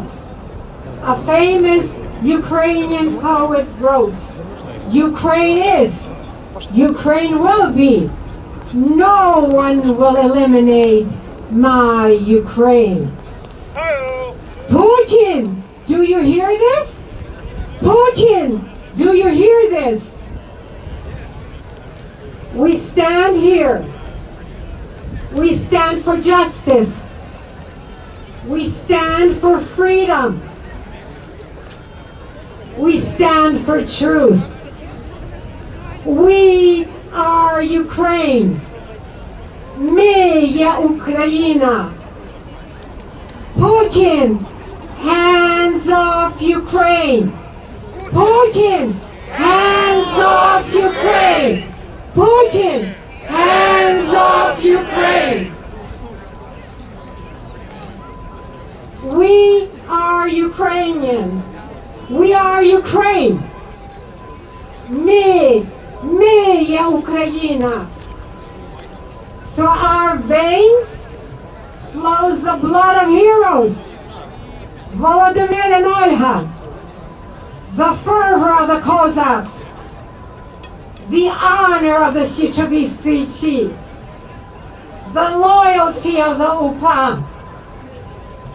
the spirit of the Maidan. We are descendants of fighters. We are the descendants of heroes. We are Ukraine. Who are you? Who are you?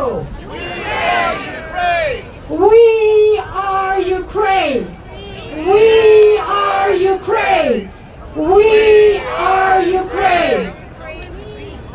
Now, we turn to my President of the United States, President Biden. Mr. President, what are you waiting for? Do you want the streets to flow with the blood of Ukraine before you institute sanctions? Sanctions now! Sanctions now! Sanctions now! Sanctions now! Sanctions now! Sanctions now!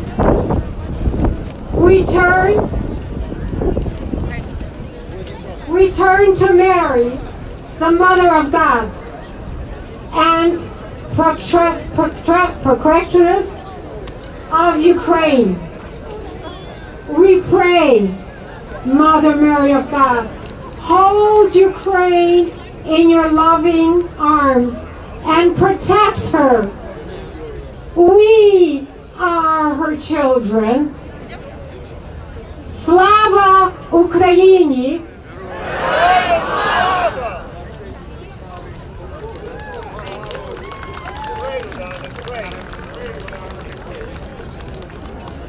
Our next speaker, also from Philadelphia, is Irina Mazov, one of the organizers and one of the people responsible for having 3 buses come all the way here. So before we start our transition, I would like to introduce Irina, the Honorary Consul of Ukraine to Philadelphia. Дякую. Українці, вітаю вас! Я почну мій виступ українською мовою, нашою рідною мовою, котра вижила століття заборон, століття переслідувань. Я бачу з цієї сторони багато філадельфійців. Помахайте мені прапорами! А з цієї сторони я бачу Вашингтон разом з нашими дипломатами і працівниками посольства. Підніміть ваші прапори! Мій виступ буде заключний, і я буду старатися його швидко вам прочитати, але я буду звертатися англійською мовою для того, щоб нас почув Вашингтон, щоб нас почуло серце Сполучених Штатів. Перед тим я хочу подякувати нашому духовенству, нашим послам, всім, хто підтримує Україну, а також нашій кредитівці, тому що завдяки нашому владиці, завдяки його лідершип і завдяки нашій кредитівці сьогодні Філадельфія є в Вашингтоні. Дякую вам. Dear all, again, thank you everyone who joined us here today to stand with Ukraine. Thank you communities of Belarus, Georgia, Poland, Lithuania, Latvia and Estonia, Jewish community for all your continuous support of Ukraine. I am proud to represent Ukraine in Pennsylvania, not simply because I was born there, but because Ukraine is a country of freedom and dignity, a country that values democracy. This is a country of brave people who have defended their independence and right to be free for centuries. Doesn't it sound like American people in their struggle for independence near 250 years ago? Does it sound it? Yes? Yes. The fundamental question is here. Why are we all here today? We are here in our unity to show that we stand for, and we stand for peace, for justice, and for what is right. And we stand. Yes, we stand for Ukraine and with Ukraine. For the first time in the century, the global peace is at risk. Europe again is faced with the possibility of the major war because again with the continuous Russian aggression. It is not only a local conflict between Ukraine and Russia, it is continuous Russian aggression against Georgia, Belarus, and the constant bullying of Poland and Baltic countries. This aggression began not only 8 years ago when Russia invaded and occupied Crimea and eastern Ukraine. The international terrorism began when Russia invaded Georgia in 2008, and there was no real international response and punishment for such actions. Since that time, Putin has used every opportunity to recreate Soviet Union in the 21st century and to undermine America's leadership in the world. I want you to focus in one question. Who for the last 8 years has defended stability in Europe? It is Ukrainians who stand against constant shelling for 8 years. Yes, it's 8 years Ukraine is under attack. So the war is not imminent. The war is there in Ukraine for 8 years. The price for European peace is lives of Ukrainian people, the wounds of Ukrainian soldiers, and the pain and suffering of Ukrainian widows and orphans. Ukraine is not asking others to fight for their independence because Ukrainian people are capable and willing to defend their land. What Ukrainians are asking and pleading for 8 years is for the world to stand with Ukraine. As I said, the war against Ukraine is not a matter of local conflict. It threatens global stability and security and bluntly violates established international peace and order. We stand with Ukraine today because the American nation always stands for what is fundamentally right. And it is right to stand and support Ukraine because America promised to do it in 1994 when it signed the Budapest Memorandum and it became a guarantor of the Ukrainian independence. You all know that in exchange of American promise, Ukraine gave up the third largest nuclear arsenal. So I want to believe that this promise given by America and signed by the United States must have and has values today. And I want all of you to think about it. Does American promise have value today? And lastly, I want to ask each of you, who are you as residents and citizens of the United States? You are the American nation. We all are American nation. We stand for promises given by America and we stand by our allies. So we should deliver our united voice and position to the American government. When we will march to the White House, we should deliver our position. America, stand for Ukraine and stand with Ukraine.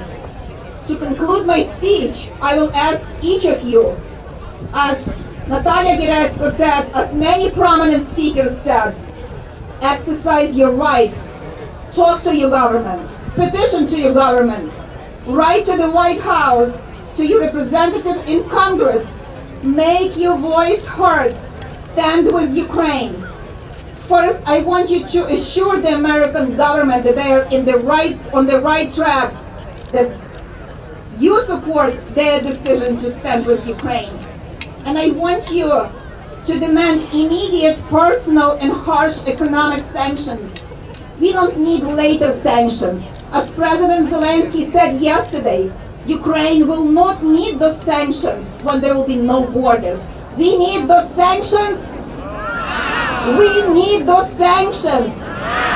I want to hear your voice. When do we need those sanctions? Thank you. So we need to punish Russia's military aggression and international terrorism. Thank you all. Slava Ukraini! Дякую. Слава Україні! Слава Україні! Slava Ukraini! As we are about to transition to our march, and I will keep my promise about 4:30, I want to leave you with two parting thoughts. Before that, I also want to give a very quick round of applause to all of our speakers, to the organizers, and to all of you for coming. Thank you.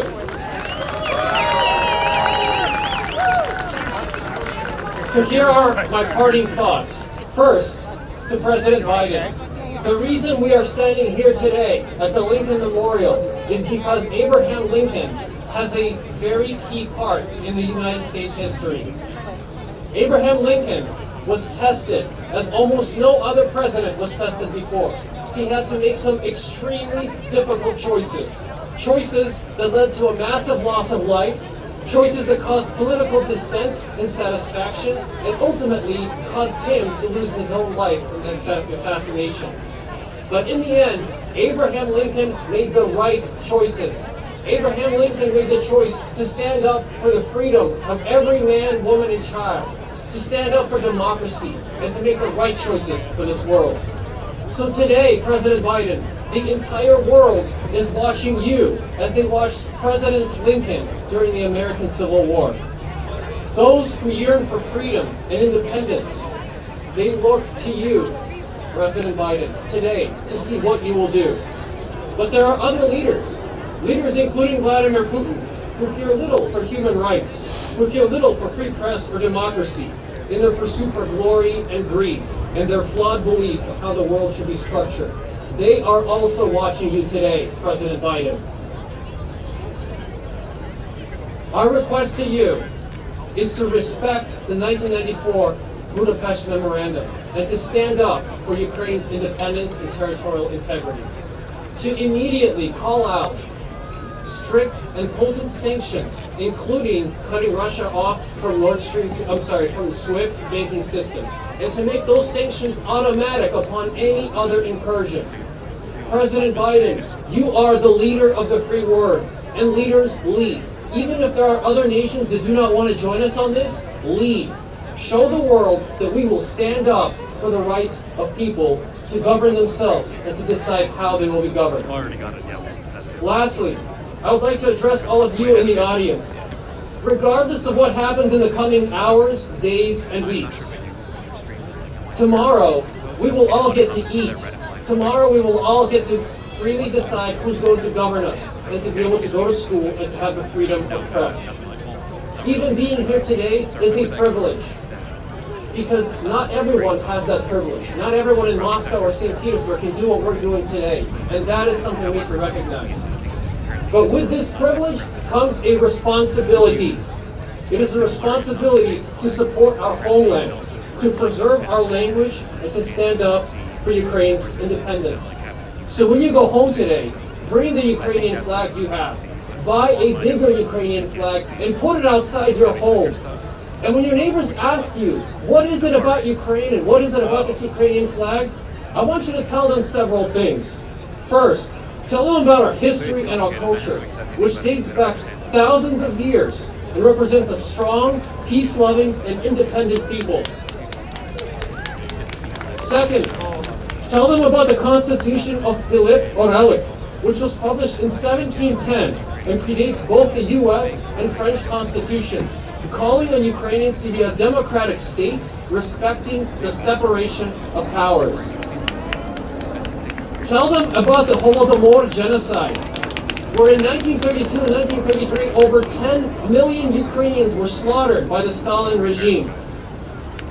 Tell them that this is not just something in Ukrainian folklore, but it is recognized by the US Congress and by many other nations across the world. It is a fact.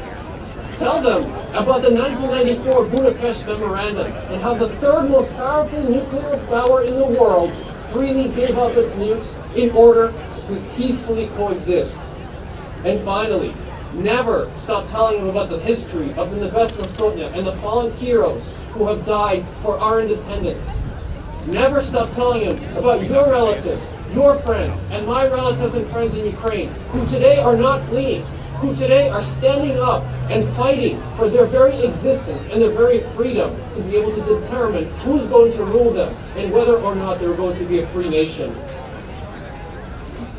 So with this, I'd like to call all of you to take these messages and start the march towards the White House. Over here, next to the reflective pool, we will gather, we will walk down the reflective pool and across to the left. During this march, we will also have some chants. Chants including support Ukraine.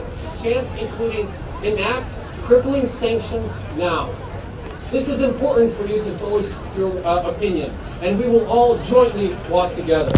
So with that, thank you to all of you. And remember, to everyone around you, when you bring that flag, you are Ukraine. So tell them about Ukraine, tell them about your history, and tell them what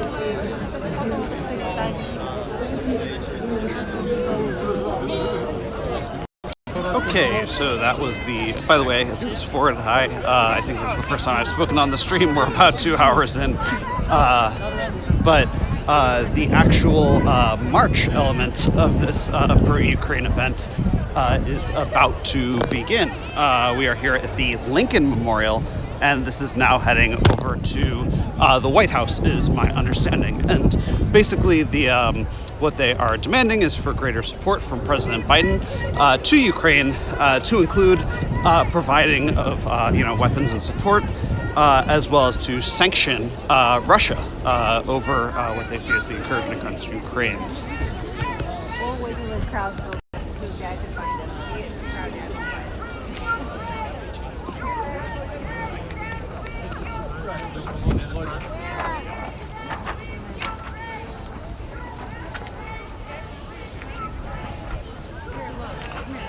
You can sit right here.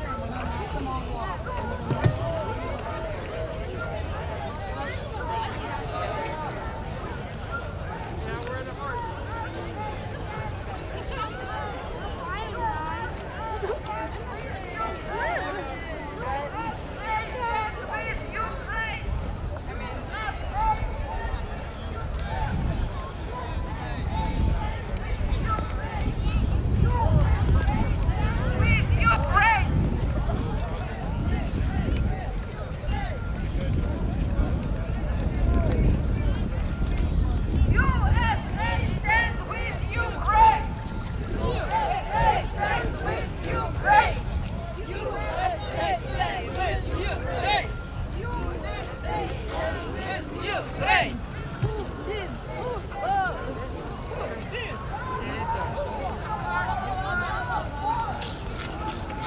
Ford Fischer, I see. It's Connor O'Brien, man. Hey, what's sorry? Yeah, don't worry, it's all right. Have a good one. Yeah, good to see you.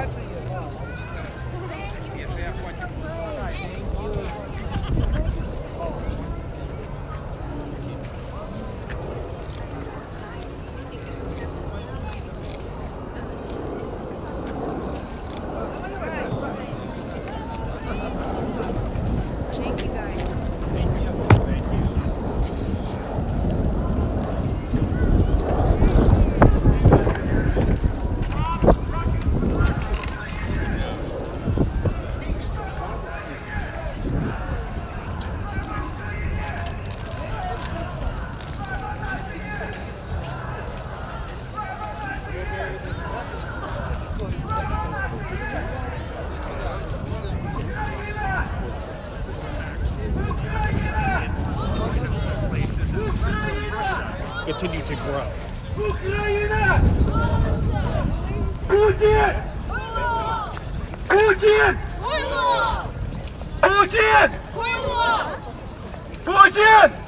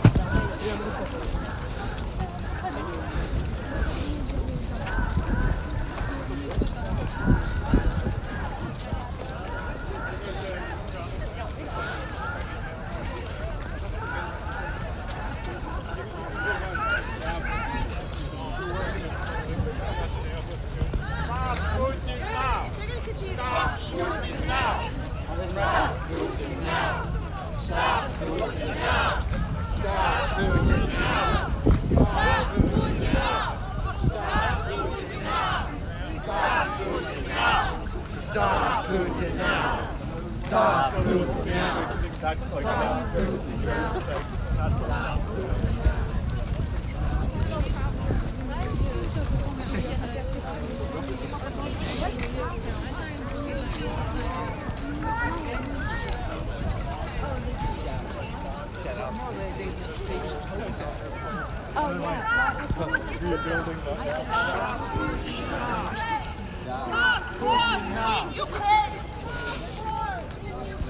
Stop war in Ukraine! Sanction Putin now!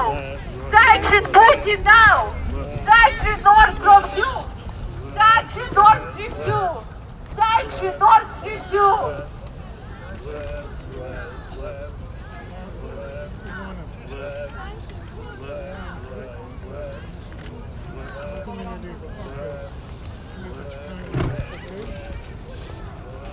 USA stand with Ukraine!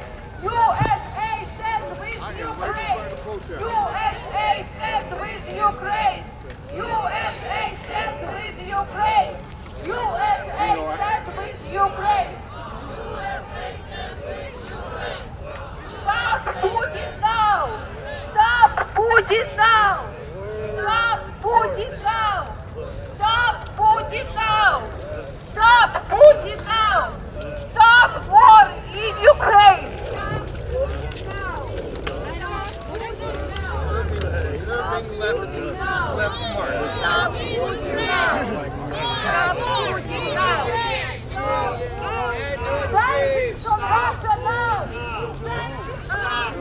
in Ukraine! Stop war in Ukraine! Stop Putin now! Stop Putin now. Stop Putin now!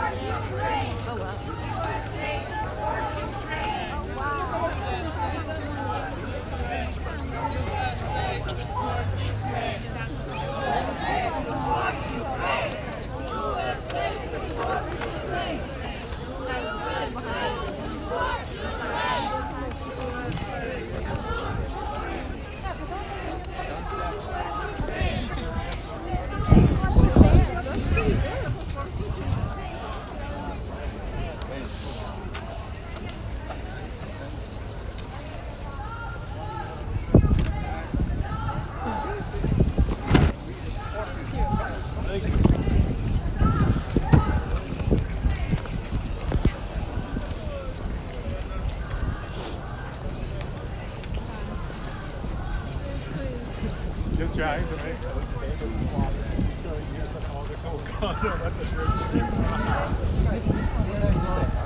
Das більше, ніж 10. Це що я кажу. Ні, das більше, ніж 10. Sanction Russia now. Sanction Russia now. Sanction Russia now. Sanction Russia now. Sanction Russia now. Sanction Russia now. Sanction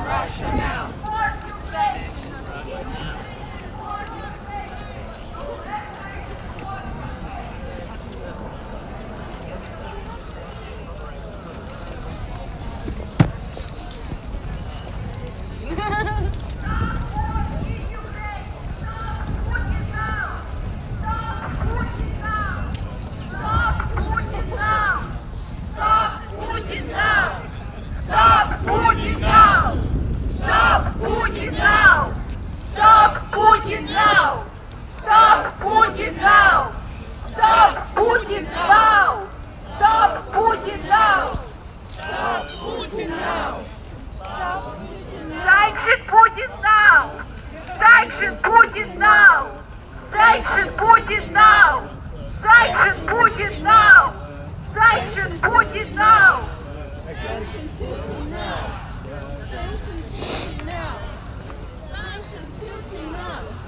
USA stand with Ukraine!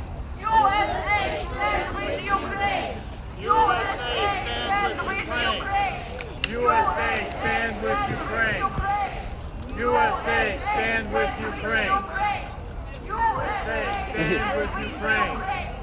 USA stand with Ukraine. USA stand with Ukraine.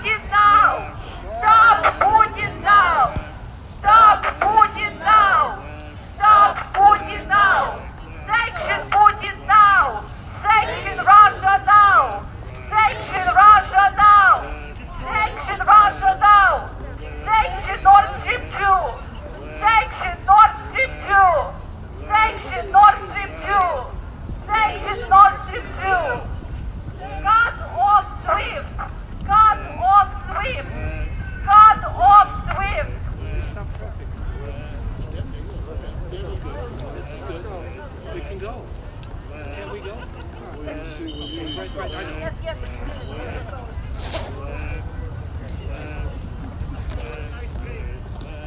Is he marching us forward? I think they have to walk, she said. Yes. And forward, march. Left, right.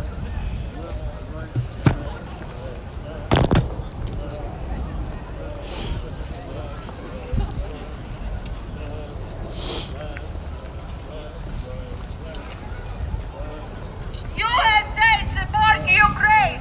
USA support Ukraine! USA support Ukraine! USA support Ukraine! USA support Ukraine! USA support Ukraine! USA support Ukraine! USA support Ukraine! Oh, we're actually going down.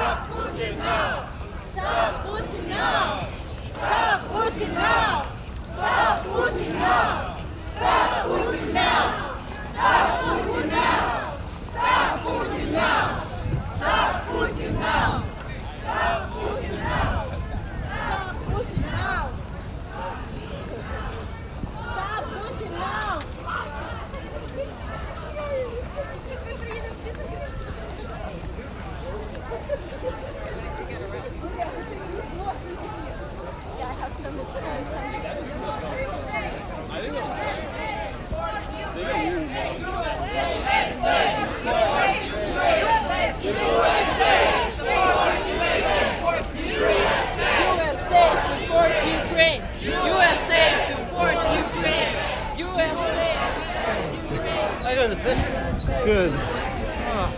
USA support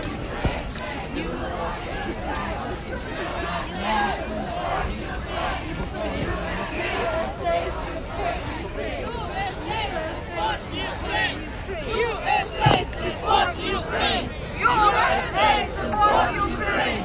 USA support Ukraine! USA support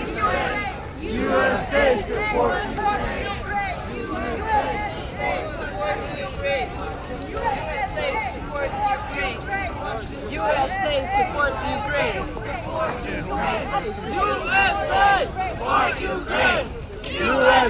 supports Ukraine! USA support Ukraine! USA support Ukraine! USA support Ukraine! USA support Ukraine! USA support Ukraine! USA support Ukraine! USA support Ukraine! USA support Ukraine!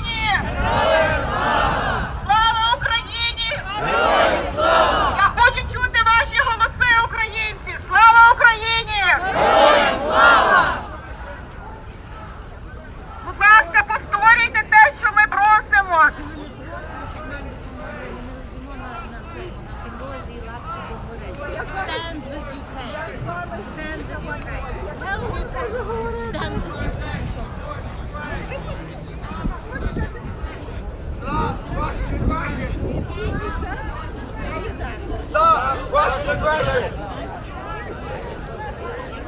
USA supports Ukraine! Stop Russian aggression!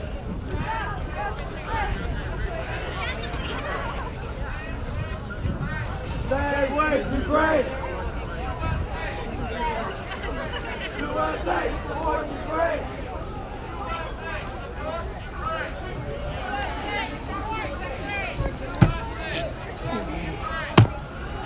USA support Ukraine! USA support Ukraine! USA support Ukraine! USA support Ukraine!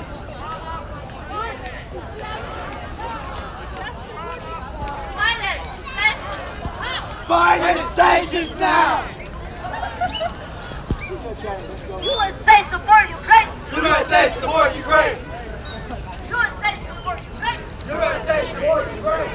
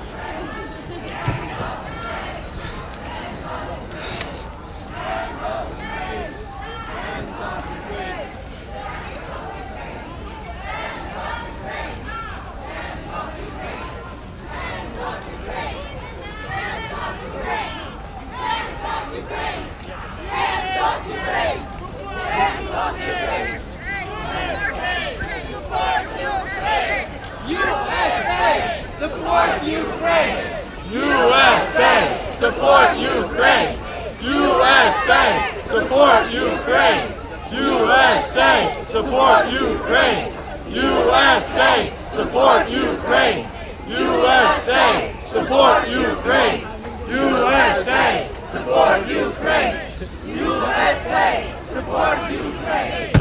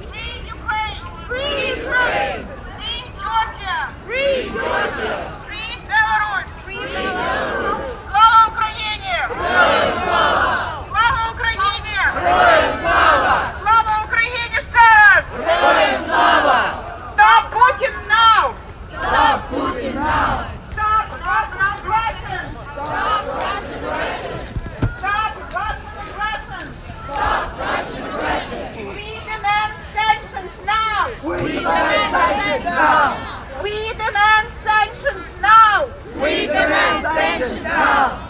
Stand with Ukraine! Stand with Ukraine! Stand with Ukraine! Stand with Ukraine! USA, stand with Ukraine! USA, stand with Ukraine! Stop Russian aggression! Stop Russian aggression! Stop Russian aggression! Stop Russian aggression! Stop Russian aggression! Stop Russian aggression! Sanctions now! Sanctions now! Sanctions now! Sanctions now! Sanctions now! Sanctions now! Sanctions now! Sanctions now! We demand sanctions now! We demand sanctions now! We demand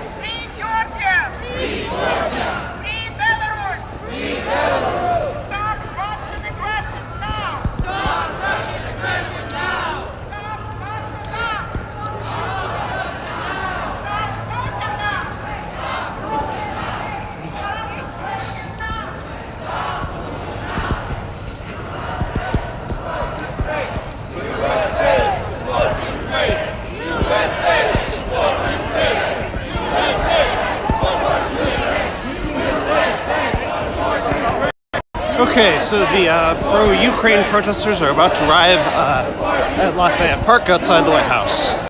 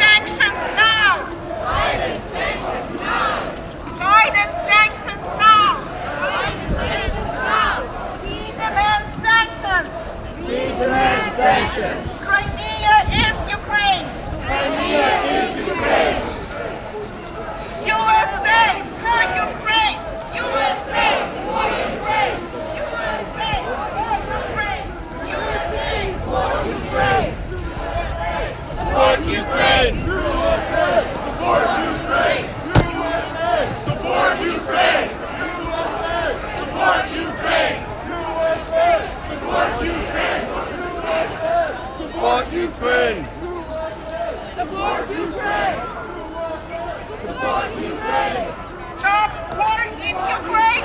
Stop war in Ukraine! Stop war in Ukraine! Stop war in Ukraine! Stop war in Ukraine! Stop war in Ukraine! Crimea is Ukraine! Crimea is Ukraine! Crimea is Ukraine! Okay, so we are now entering the White House area.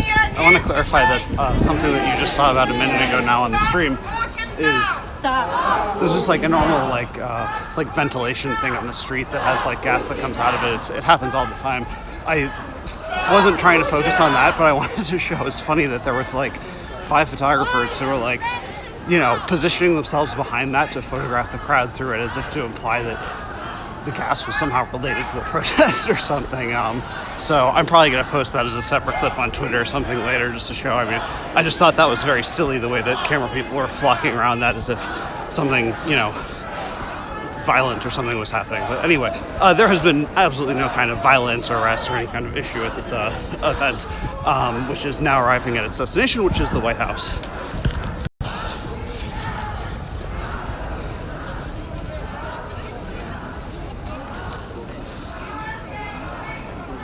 USA! Support Ukraine! USA! Support Ukraine! USA! Support Ukraine! USA! Support Ukraine! USA! Support Ukraine! USA! Support Ukraine! USA! Support Ukraine! USA! Support Ukraine!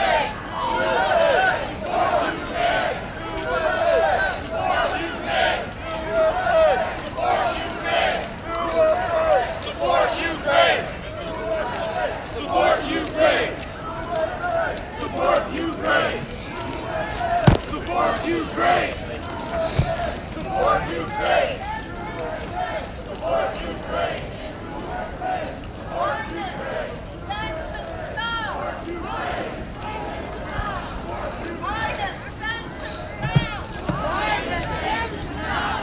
We demand sanctions now!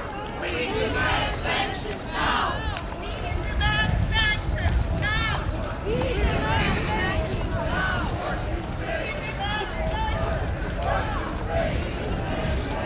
Support Ukraine! Support Ukraine! Support Ukraine! Support Ukraine! Support Ukraine! USA! Support Ukraine! USA! Support Ukraine! USA! Support Ukraine! USA! Support Ukraine! Support Ukraine! This is news to share, man. Y'all need to follow this guy right here. Stop Putin now! Stop Putin now! Stop Putin now! I don't even have names. Stop Putin now!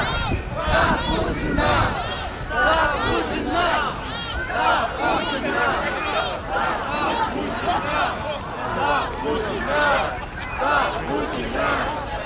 Stop Putin now! Stop Putin now! Stop Putin now! Stop Putin now! Stop Putin! Stop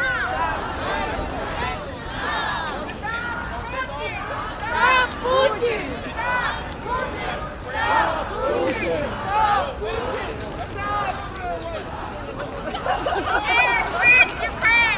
Stand with Ukraine! Stand with Ukraine! Stand with Ukraine! Stand with Ukraine! Stand with Ukraine! Crimea is Ukraine! Crimea is Ukraine! Donbass is Ukraine! Donbass is Ukraine! Crimea is Ukraine! Crimea is Ukraine! Donbass is Ukraine! USA support Ukraine! USA support Ukraine! USA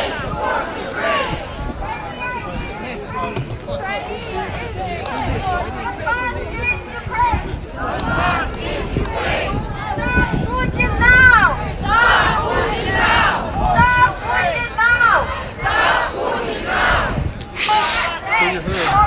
Ukraine! USA support Ukraine!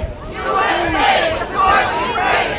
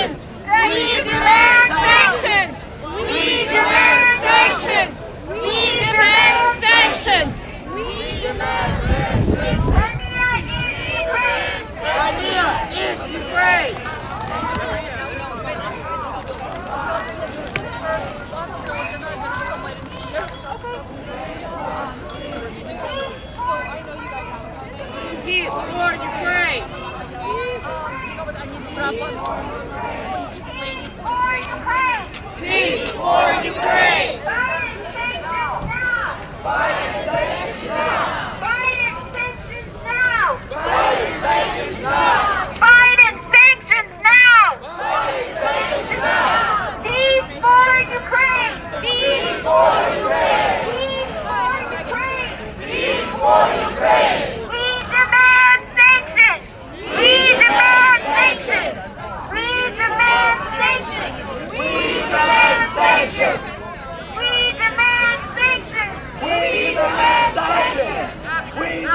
Sanctions! No more appeasement! We demand sanctions! USA support Ukraine! Peace! USA support Ukraine! USA support Ukraine! USA support Ukraine! USA support Ukraine! USA support Ukraine! USA support Ukraine! USA support Ukraine! USA support Ukraine! USA support Ukraine! USA support Ukraine!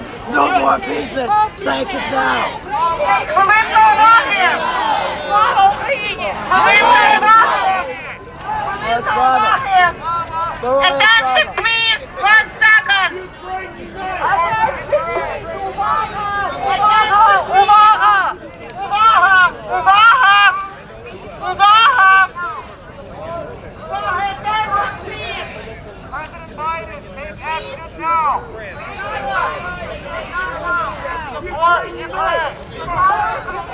President Biden, take action now! Biden, take action now! President Biden, take action now! President Biden, take sanctions now! Support Ukraine! Support Ukraine! Announce meaningful sanctions! Announce meaningful sanctions! President Biden, take action now! President Biden, take action now! Support Ukraine! Support Ukraine! Okay, хвилинка уваги! One moment of attention, please! One moment of attention, please! Хвилинка уваги! Хвилинка уваги! I was watching you. Any channels, yes. Everybody who is here. You will put today? Upload today? Yeah, I'm live today. Yep. Yeah, it's live. Do not block the walkway. You everywhere. Всі, хто Thank you, I сьогодні appreciate it. I know you. будь ласка, перейдіть на цю сторону. Everyone with Ukrainian flags came on the sidewalk.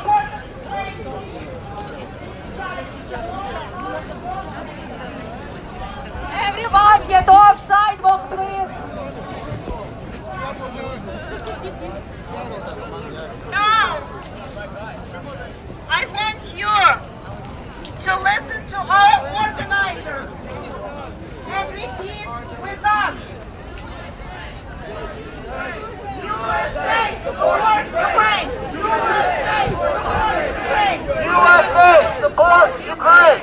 USA support Ukraine! USA support Ukraine!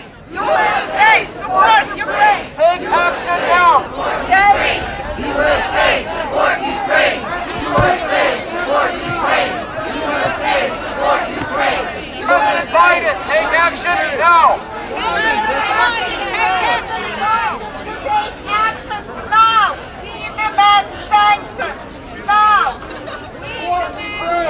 Support Ukraine! We demand actions now! We demand actions now! Announce meaningful sanctions now! Announce meaningful sanctions now! Sanctions now!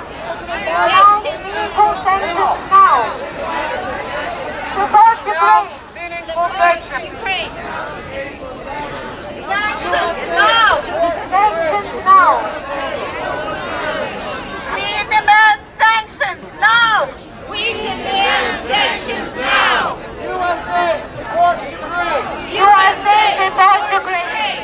USA support Ukraine! USA support Ukraine! USA support Ukraine! USA support Ukraine! USA support Ukraine! USA support Ukraine! Stop Russian aggression! Stop Russian aggression! Stop Russian aggression! Stop Russian aggression! Stop Russian aggression! Stop Russian aggression! USA support Ukraine! USA support Ukraine! President Biden, take action now! President Biden, action now! Announce meaningful sanctions! Sanctions now! Announce meaningful sanctions! Sanctions now! President Biden, take action now! President Biden, take action now! President Biden, take action now! USA, support Ukraine! USA support Ukraine! USA, support Ukraine! USA support Ukraine! Stop Russian aggression! Stop Russian aggression! Stop Russian aggression! Stop Russian aggression! USA, support Ukraine! USA support Ukraine! USA, support Ukraine! USA support Ukraine! President Biden, take action now! President Biden, take action now! President Biden, take action now! President Biden, take action now! President Biden, take action now! President Biden, take action now! Announce meaningful sanctions! Announce meaningful sanctions! Announce meaningful sanctions! Announce meaningful sanctions! Announce meaningful sanctions! Announce meaningful sanctions! President Biden, take action now! President Biden, take action now! Support Ukraine! Support Ukraine! USA, support Ukraine! USA support Ukraine! USA, support Ukraine! USA support Ukraine! Stop Russian aggression! Stop Russian aggression! Stop Russian aggression! Stop Russian aggression! USA, support Ukraine! USA support Ukraine! President Biden, take action now! President Biden, take action now! President Biden, take action now! President Biden, take action now! President Biden, take action now! President Biden, take action now! Announce meaningful sanctions! Announce meaningful sanctions! Announce meaningful sanctions! Announce meaningful sanctions! Announce meaningful sanctions! Announce meaningful sanctions! Stop Russian aggression! Stop Russian aggression! Stop Russian aggression! Stop Russian aggression! USA, support Ukraine! USA support Ukraine! USA, support Ukraine! USA support Ukraine! Stop Russian aggression! Stop Russian aggression! Stop Russian aggression! Stop Russian aggression! President Biden, take action now! President Biden, take action now! President Biden, take action now! President Biden, take action now! Announce meaningful sanctions now! Announce meaningful sanctions now! Announce meaningful sanctions now! Announce meaningful sanctions now! We demand meaningful sanctions! We demand meaningful sanctions! We demand meaningful sanctions! We demand meaningful sanctions! We demand meaningful sanctions! We demand meaningful sanctions! USA, support Ukraine! USA support Ukraine! USA, support Ukraine! USA support Ukraine!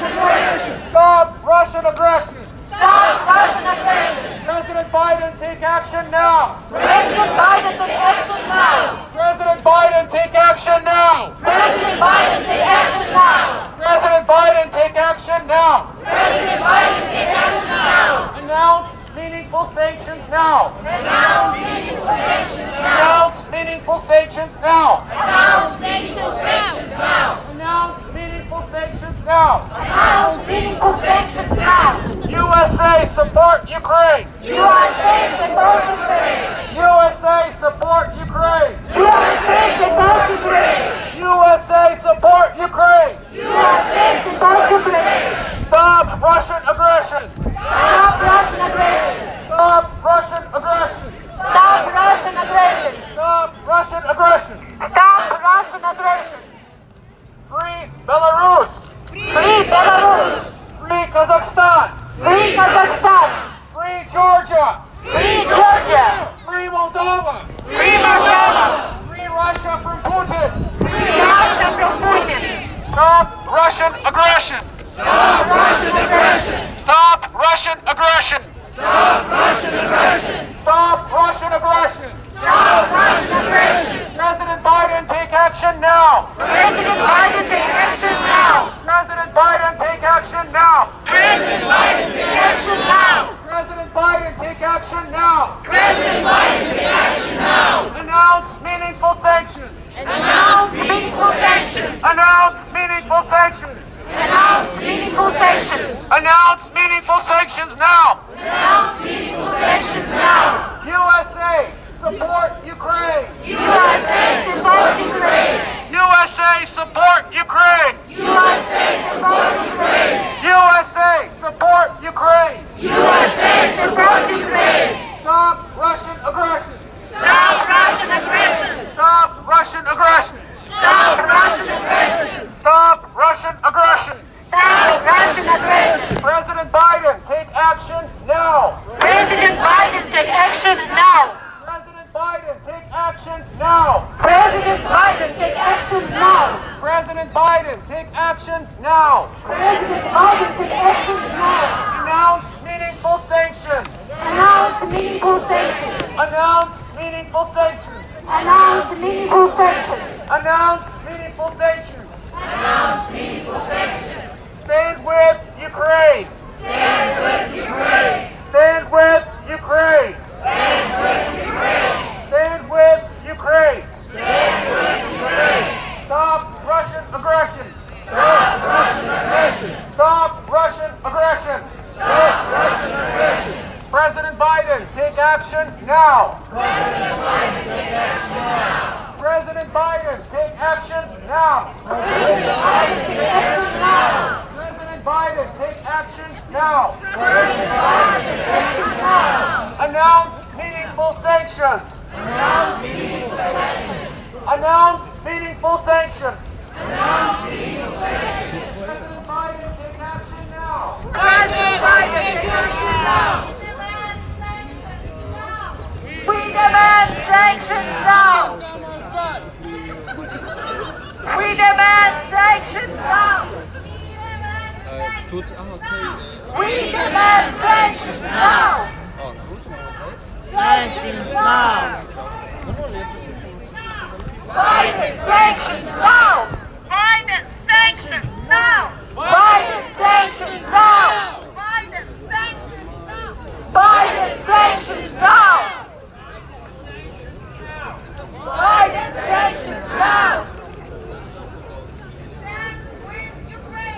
Stand with Ukraine! Stand with Ukraine! Stand with Ukraine! Stand with Ukraine! Stand with Ukraine! Stand with Ukraine!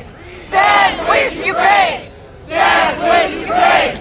Stand with Ukraine! Stand with Ukraine! Stand with Ukraine! Stand with Ukraine! Stand with Ukraine! Stand with Ukraine! Stand with Ukraine! Stand with Ukraine! Stand with Ukraine! Stand with Ukraine! The media would like to take a picture of us facing the White House. Could you please change direction? This way. Face Lafayette.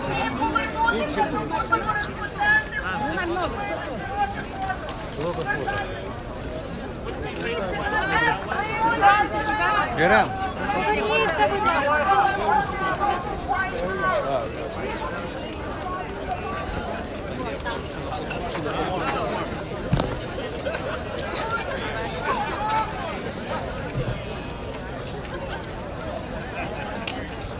USA, support Ukraine! USA, support Ukraine! USA, support Ukraine! USA, support Ukraine! USA, support Ukraine! President Biden, take action now! USA, support Ukraine! USA,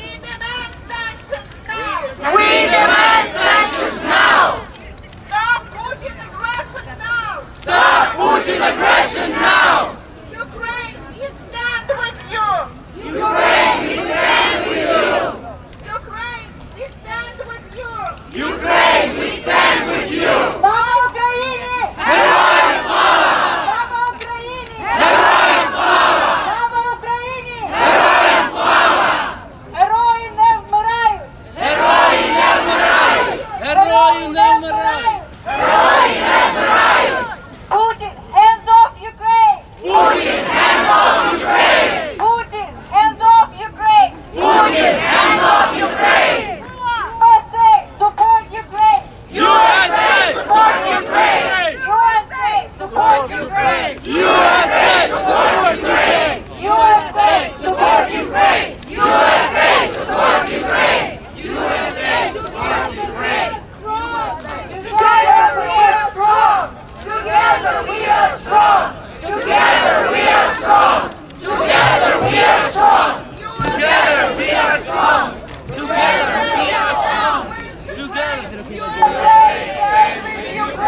USA, support Ukraine! USA, support Ukraine! USA, support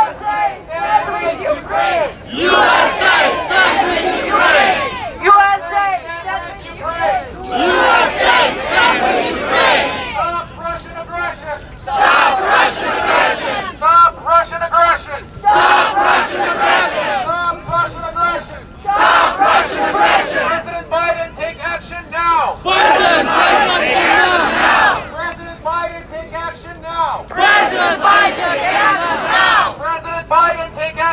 now. President Biden, take action now. Announce meaningful sanctions. Announce meaningful sanctions. Announce meaningful sanctions. Announce meaningful sanctions. Announce meaningful sanctions.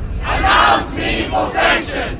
USA support Ukraine. USA support Ukraine. USA support Ukraine. USA support Ukraine. Stop Russian aggression. Stop Russian aggression. Stop Russian aggression. Stop Russian aggression. One announcement. Philadelphians, your boss is leaving soon. So what I need to do? Morning and New York. People who arrive on buses, люди, котрі прибули на автобусах. Прошу вас.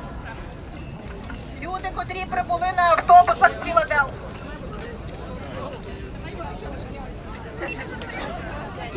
Люди, котрі прибули на автобусах з Філадельфії, прошу вас зараз почати відходити, тому що наші автобуси відходять. Ми зустрічаємося на 14-й і Нью-Йорк, але може собою і Миколою. Philadelphia! Where are your flags? Who's from Philadelphia?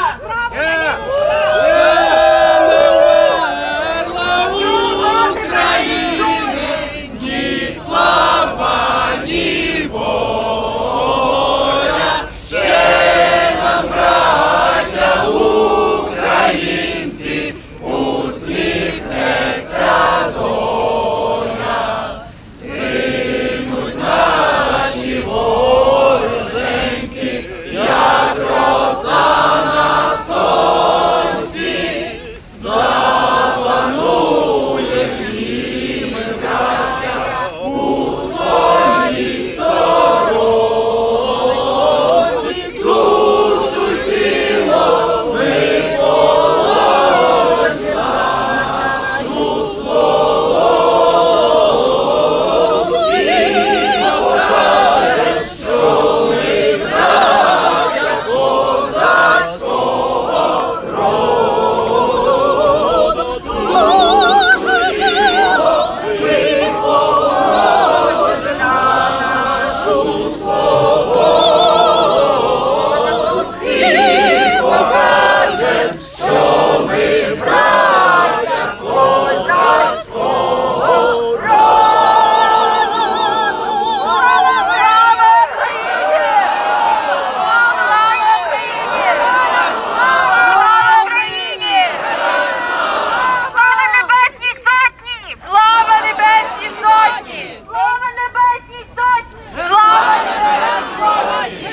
Слава Небесній Сотні! Слава Небесній Сотні! Thank you all for coming today.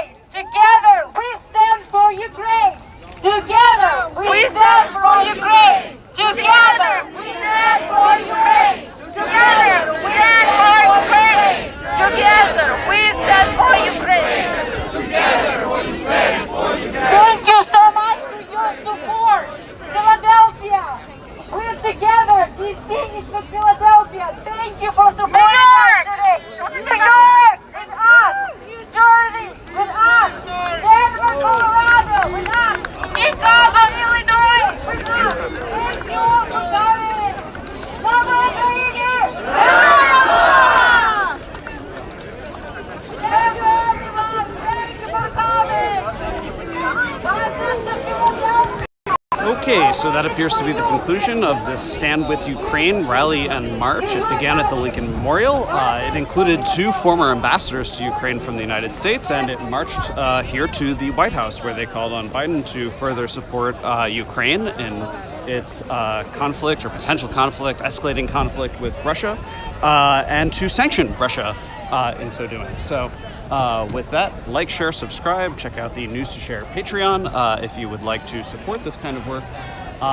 I will have HD footage up of this event later.